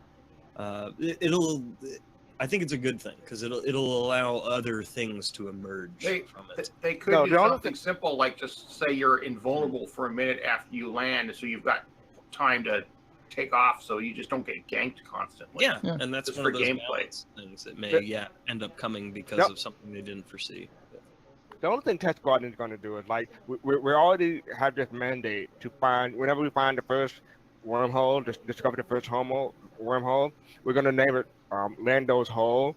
So the only thing after that is to just camp Lando's Hole. So no one else can use it. No one else. Only we can go into Lando's Hole. If there's one thing a sub-org called Preparation H. Preparation H's job will be to defend Lando's Hole. Because there's a lot of men just around Lando's Hole all the time, just hanging out. And that's all the freelancers. And that's the last time Disco Lando ever agreed to come onto the captain's table. What about my hole? Oh, and there he is in chat. What about my hole? Does he know about this thing? Or she heard about it. Yeah. I'm pretty sure. Yeah. We have a mandate from Test Squadron to find the first wormhole and name it Lando's Hole or Disco. I think it's going to be 4 holes. It's going to be Disco's Hole, Lando's Hole, Jared's Hole, and Huckabee's Hole. Honestly, Huckabee's Hole actually sounds like a great scientific name for something.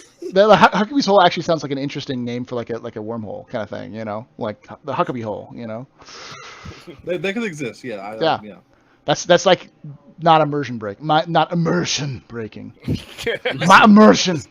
The biggest, most dangerous black hole in the verse. Do you think really how astronomers name interstellar objects is they're like, man, fuck this community manager guy. Let's just name some shit after him. I don't know. Oh, he needs God. his own system, really, which is a rare discoverable jump point, and you go in, and the sun is just a giant disco ball. Just wait until some NASA scientist discovers another black hole and calls it Lando's hole in real life. Yeah. That day's Hey, gonna you know what? come. I know there are backers who work at NASA. They might do it. Yep. We're getting there. They've All right, There- who wants to start the change.org petition? Let's get this going. there is actually a Kerbal. There is a Kerbal and a Space Core that were laser burned into modules for the ISS. There is a Space Core from Portal that is on the ISS. It was laser burned into the hull of it before it got sent out. And the guy who did it secretly and posted a picture of it on the hull and said, "I'm not going to tell you which module it's on or when it will where it's up there because I would get fired because this was totally not what NASA wanted it to do." So, all right. So next question comes from Nikolai. It's kind of ridiculous, but basically it's like broadside cannons on Cutlass. Yes, on a Cutlass caterpillars.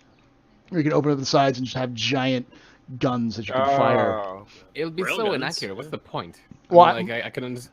Just for the cool factor, or you could put in like a bunch of the Titan mechs, the mech suits on the sides. You just open them up and have like rows of Titan mechs firing size ones. Going on. Yeah, exactly. Well, guys in heavy suits wearing the rail. Yeah, with the rail guns.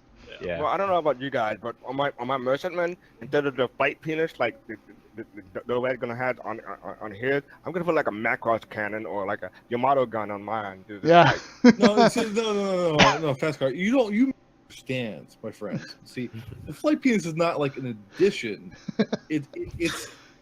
It's a core fundamental. It's the You don't aerodynamic. add on the flight penis. It's built in. It's fundamental to the design. It's not my fault that CIG made the fucking merchant man have a giant flight penis. Not my fault. Not my problem.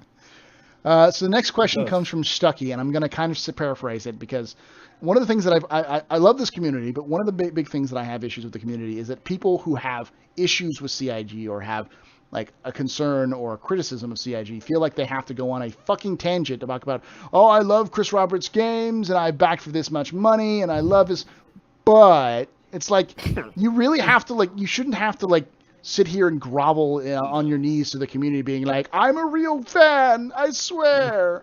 And I 100% agree. You shouldn't have to do that. But because of the amount of weird people that have kind of polluted the discourse around Star Citizen, you have to do that because you'll be lumped in with that group unless you do that. I know, so but being critical of Star Citizen is hard. Yeah. Because a bunch of fucking assholes don't know how to be critical of a fucking video game and attack people, right? No, That's not that's how you some, do that's that. some There are PC valid issues with bullshit. Star People Citizen. don't know how to just have conversations. There's legitimate criticisms I have with the company and with the game, and I share them with other people who go about it in the completely wrong way. It's like, hey, wow, my ship's late. I'm gonna go fucking talk shit about Sandy Gardner. What are you doing?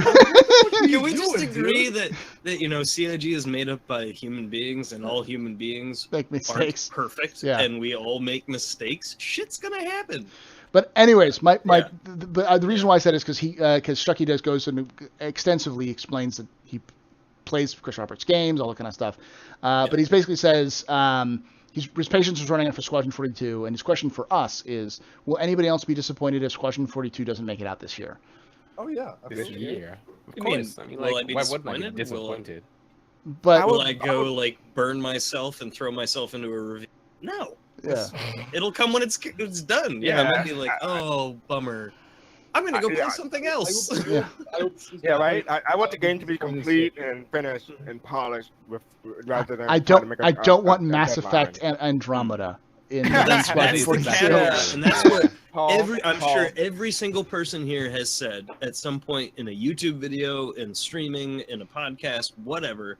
The beauty of this project is that it is crowd-funded, and that allows them to take as long as they damn well need to make a decent, viable product, instead of doing Battlefield, EA, whatever else, when we're going to throw this out there. And by the way, there's going to be like 6 updates in the next 5 months because it's shit and it's broken because we need to get it out the door.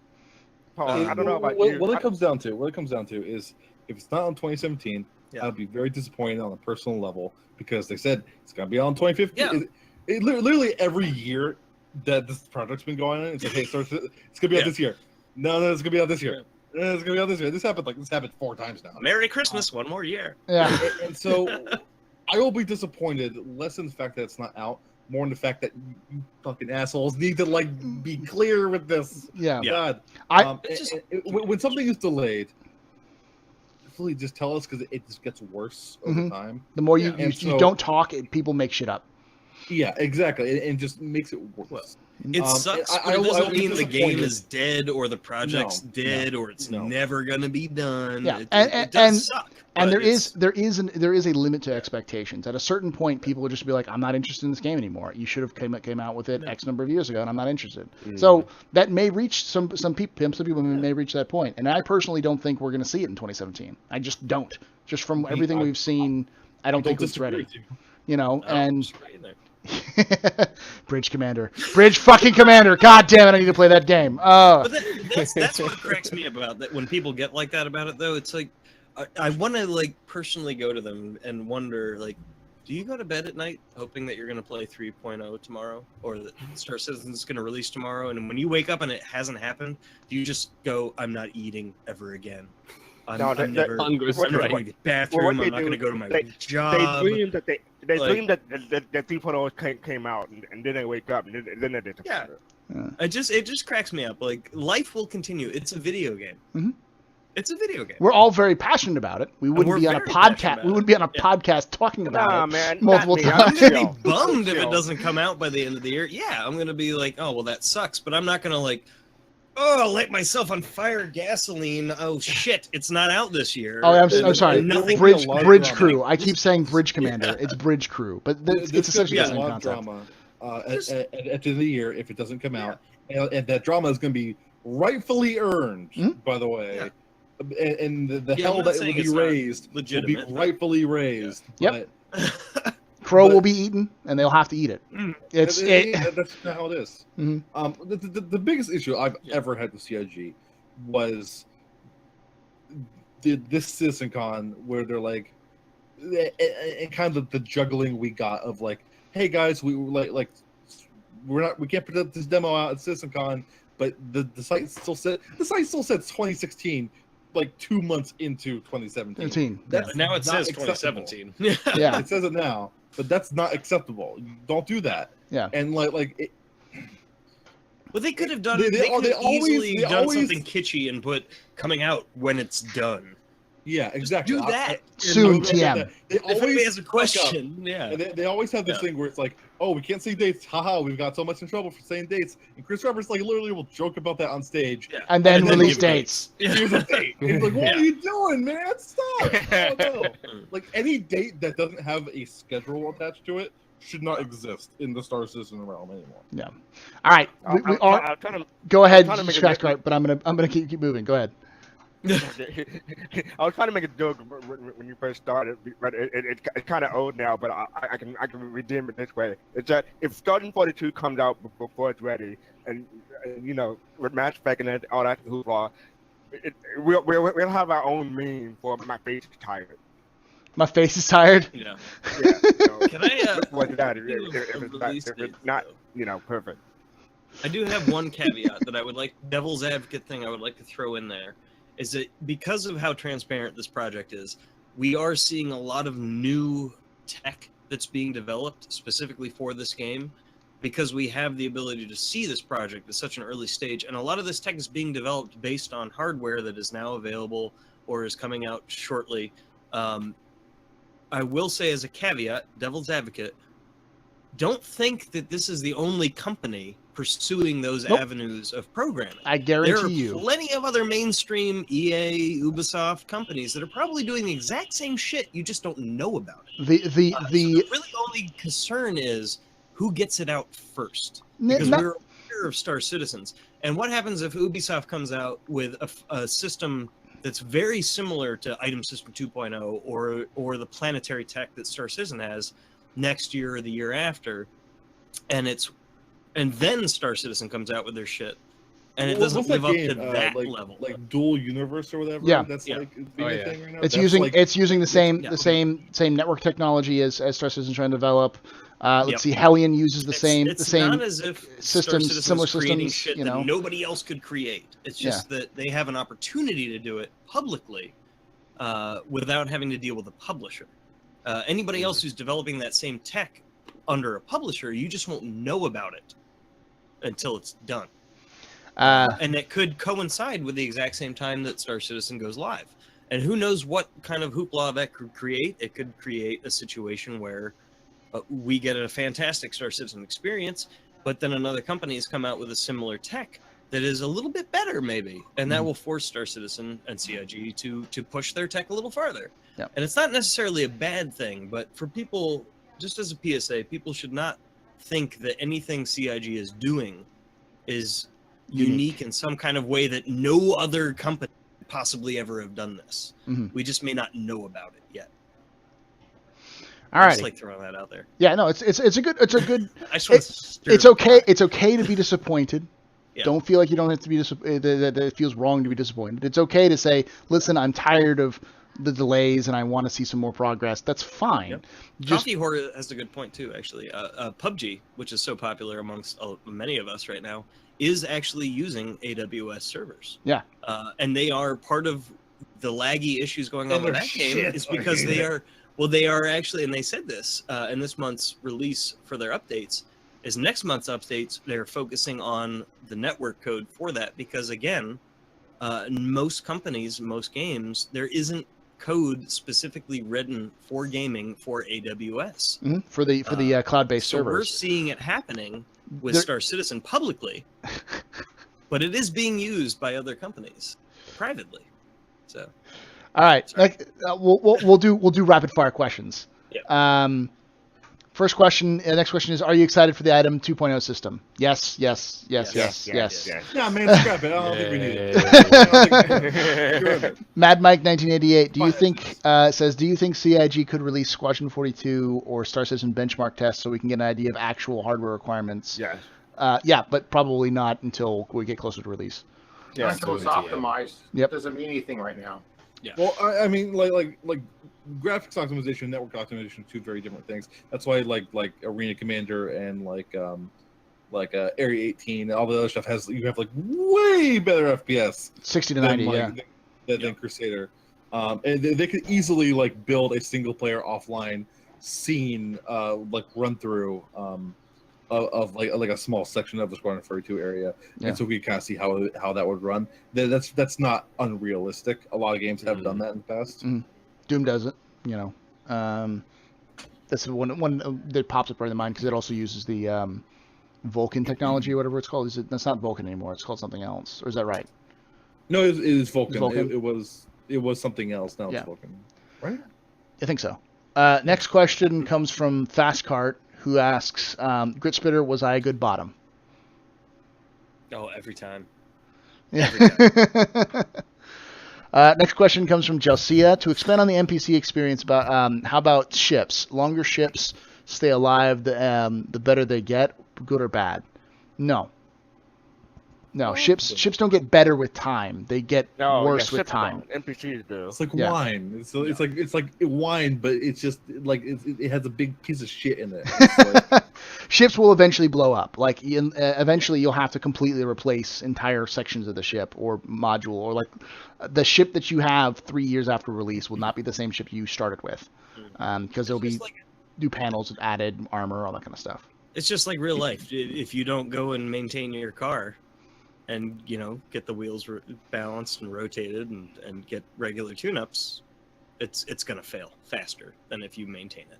Look at how they've talked about the crucible repair. You're going to have one stage is going to cut away all the damaged portion. Somebody else is going to mix up the material, which is the correct material for the ship, maybe make it better, and then somebody else is going to build it back on. So you're 3 years after you got your ship, it's probably all going to be replaced anyway. Exactly. It'll all be Something new like that. parts, But you also might get better at running it. So, Mhm. yeah. We do not do rapid fire well. Next question comes from Blank, who asks, "What does the space fox say?" Does anyone have a good fox expression? The what?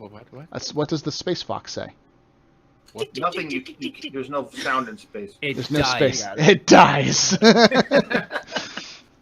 It massively decompressed. Auntie asks, "Fishing, maybe, It's not necessary, but it could be a thing. maybe, yeah." Right, fish tanks. The question is just fishing? Question mark. It's like Why? An PH or an Could F? be a thing. We know there are fish, and there is ing. So And swimming in underwater caves. So yeah, wouldn't surprise me. Wolf OCE asks, "With the delivery of the Eclipse having stealth components, would you expect some of them to bleed over into to the Saber? At the moment, armor of the Saber is shared with the Warden, hence no stealth." Yeah, maybe. We might see components that can be added, but nothing bleed over. Because they said that the stuff that's stealth for the Eclipse is proprietary to the stealth, or to the... It's not proprietary. There is no proprietary items. No, it's like it's built with the ship. Like the ship itself, that its design is stealthy. Built into it. So the Eclipse is built to be stealthy, but it has all these modules that everybody else has, like power plants and stuff, and those are stealth class, but they're not proprietary to the Eclipse. You can put them in an origin ship if you want. Okay, yeah. So yeah. They may be hard to if you come by, really wanted, you could outfit an Eclipse and be non-stealthy. You with can like make it loud. non-stealth components. It would just be fucking awful. Yeah. I can imagine. Die. I would also imagine that armor, like right now we have armor that's defensive. I'm sure there'll be like radar reflective armor or something like that you could get in the Oh future. yeah, for stealth. For stealth as well, to stealth out. You could probably stealth out any ship in the game, but Yeah, the ships. They flex out the companies for that. It's called Basilisk Arms. I mean, Yeah. Basilisk Arms are the guys who make the armor. Yeah. And They also make shotguns. Yeah, and Astromech make the stealth stuff. They also make secret chambers in Hogwarts. Yes. Mm. Basilisks, yeah. Yeah, essentially even Astromech. Commander Hellfire asks, who on the panel could win a race against Fast Cart? Nobody. He's got the fastest cart in the universe. Oh. That's why it's fast card. Can I get a cart too? You can get a cart 2 all. Oh my god, I saw that. You put it up there, I was like, oh god, Paul down.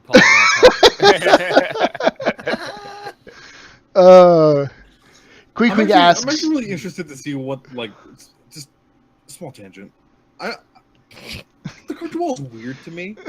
Because, like, we've seen... It's an alien ship. Of course it's weird. Yeah. No, like, we've seen, like, some of the other weird, like, Jean Tech stuff. Like the they have that tower ship they have going on.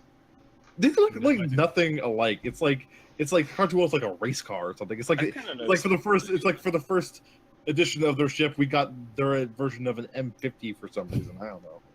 Yeah. I mean, like, why not, Delvac? I mean, like, just look at our planet here. I mean, like, look at the difference in cars and stuff we have. I mean, they're an entire alien race, so, like, the variance, Yeah, it could be a why lot. not? Quick asks, how long will it take a physical object to be transported from one end of the UEE space to the other? How long will it take a digital item to be transported across UEE space from one end to the other? About We 20 don't- minutes. Same amount of time because of Yeah. you have to run it with a herald. Yep. Everything is going to be run across one space to another at the same time. You can't transport That's data why faster there than is light. Info running is a profession. Mhm. Because you Well, that's not transport exactly data. true. What do you mean? Like, if you go to the system there, the wormhole between systems, that technically goes back in light, so you can't technically try to translate from a planet to another different planet in a different system. That you is can't- quite back in light. But you can't do that. transmit through the wormholes. You have to No, carry you can't do that through through the the wormhole. wormholes. Yeah. So even the transmissions that In go. lore, I that- agree with you though, Fastcard. Yeah. Even the transmission systems use like stations will actually use probes to send information between systems. Yeah. So that's why the Herald exists. It's because it can be faster than those probes. Technically, absolutely right, Fastcard. But Yeah. Thank you. Auntie asks, manipulating it. Yeah. alien fish to be fished up? No idea. Space crabs. They're fish, right? Carb to Edge asks, are they going to adding extra explosion effects that we saw from the Constellation File Go and 3X build? It's already in. A lot of those explosion effects already are in game. some of those are not quite in yet, but most of them are already in. And some of it uses the new particle system. That's what he's talking about. The old Constellation effects. Like, I don't think we have the interiors yet, but that's just because we don't have the Item 2.0 system. And none of that's final, anyways. Yeah. Nothing is final. And Kaboom8 asks, we've all had that scare back in our mind. What if they take so long to develop that people lose interest and lose crowdfunding? What are your thoughts? I had that thought when it came to the Eclipse. And I said the Eclipse may be the worst because I'm looking at the numbers. I said it may be the worst sale they've ever had. And it turns out it was the best sale they ever had. Yeah. So pretty much I'm at this point saying that time may come when that well dries up. It ain't coming anytime soon. Like, more on that real quick is that part of the sale is from the big pack, the $2,000 pack, because it had all LTI for 4 or 5 different ships. So that's what drove the sale too. It wasn't just the Eclipse. I think it was also really clever marketing on their part in terms of how they did their the lead up to the Eclipse and stuff. Yeah. They relayed it a good job. Relay did do a good job. A quick side note to that too, when it comes to funding for more recent backers, is that the original plan at the very beginning of this project was to try and get as much crowdfunding as possible, and then use investors to fill the gap. Right now, we are way beyond that in terms of crowdfunding. And if anything really hit the fan in terms of how much funding they needed and couldn't get any more recurring funding with, they would go to private investors. And they could find also, them probably. Yeah, and as we have enough now to finish the project. Like two years ago, right 2 years ago, yeah. 2 weeks ago when I was on the Relay podcast, I did an extensive breakdown of how economics works for people. By the way. That was because well put, y'all motherfuckers need to learn how economics works, how business works. Exactly. And the answer is they probably have loans, if not definitely have loans and lines of credit. They have plenty of money, and with the Eclipse sale, they ain't running out of it.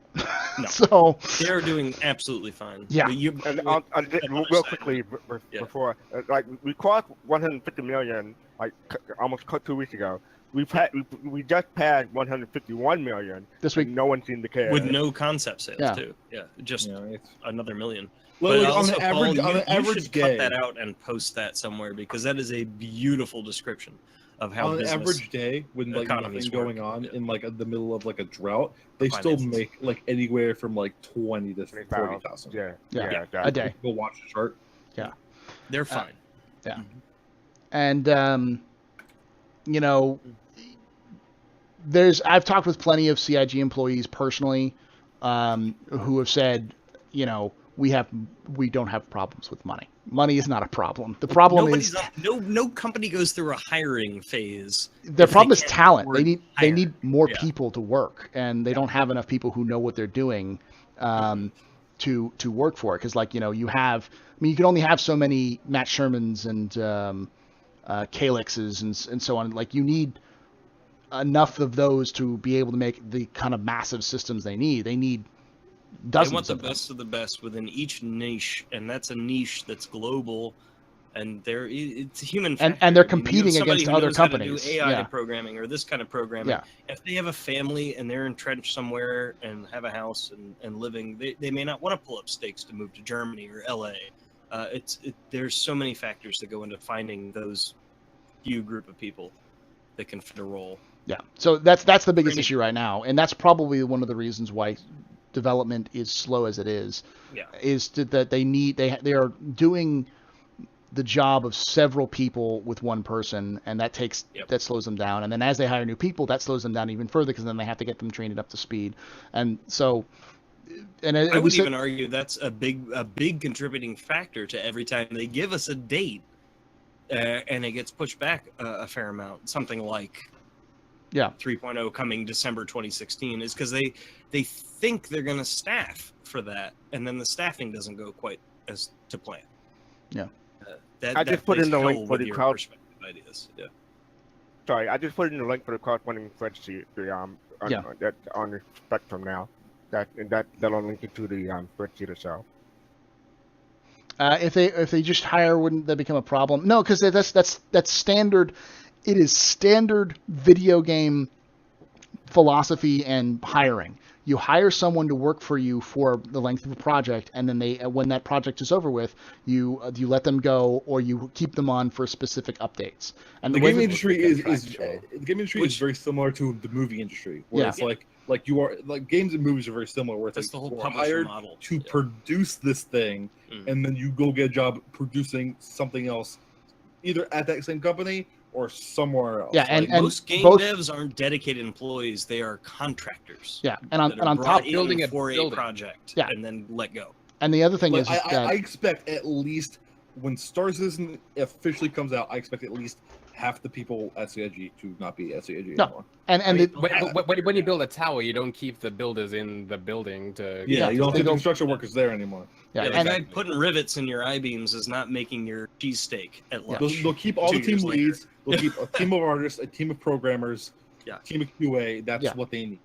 Or they'll diversify out and have another project. I don't doubt that they have a lot of talented people in that in CIG. A couple of them have ideas about their own games that when Star Citizen starts coming to a close and all the projects they have on the sheet are done, they may come up to Chris Roberts, or Chris Roberts and Aaron Roberts might say, "Hey, we need new ideas," and people walk up and say, "This is my idea of what I want to make," and that may be true as well. So we also know they're doing, Squadron 42 is part 1 of a trilogy, and exactly. Plan to keep expanding Star Citizen, the MMO. There's stuff from the stretch goals that won't be in on release, so they'll still need those people for at least a few years, and then who knows what'll happen. Yeah. So, and Sherman, he says all varieties by company, and the strongest MMOs on the market don't run a trash burn teams like that. Yeah, because exactly. Yeah, and so we wouldn't. And the idea is that the content is going to be constantly being pushed. Now, I don't think we'll have the size by the time Star Citizen goes to 1.0. I doubt we'll have the same size of a team that we have right now, just because you don't need that much. But that being said, Star Citizen is still an MMO, so we may still have a sizable also. team.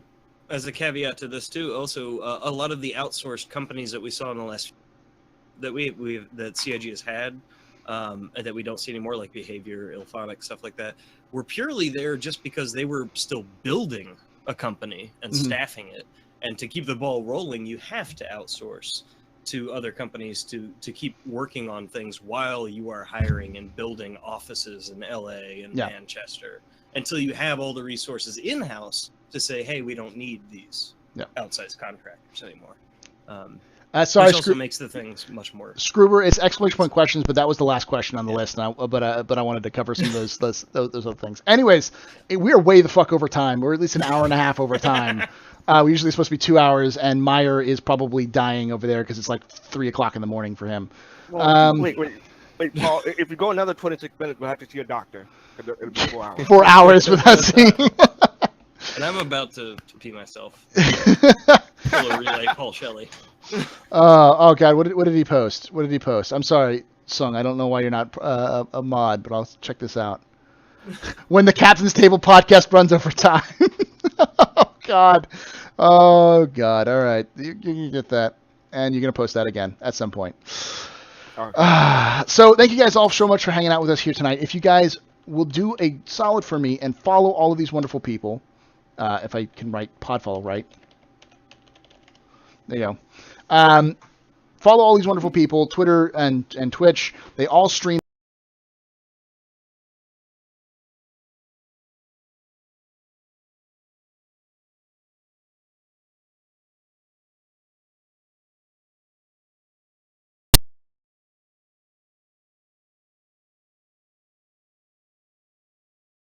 So you can always check that out as well. Yeah, this is our new baby today. Yeah. So be sure to check out all these wonderful people. Hit the follow here. We do this live on Saturdays, 3 p.m. Pacific, 6 p.m. Eastern, 11 p.m. GMT. After watching this on YouTube, I still got to upload the other 2 ones from the last 2 weeks, which because of moving, I've just not had the time to, because that's usually on Wednesdays and that kind of stuff. Yes, Meyer. Do you mind if I announce a giveaway, because this is a test gaming? Go for it. Go for it. Test gaming to celebrate our 4 new members who have just joined us: Rue Smash, Surge MMO, Texas Skulls, and Mr. Spitter himself. We're currently giving away a $50 Steam gift card, which is at test.gg/giveaways. If you head on over there, you can just basically, if you're following any of those guys or you're following our Twitter, then you're entered. So yeah, hit up that link, which is not even hot because Twitch is silly.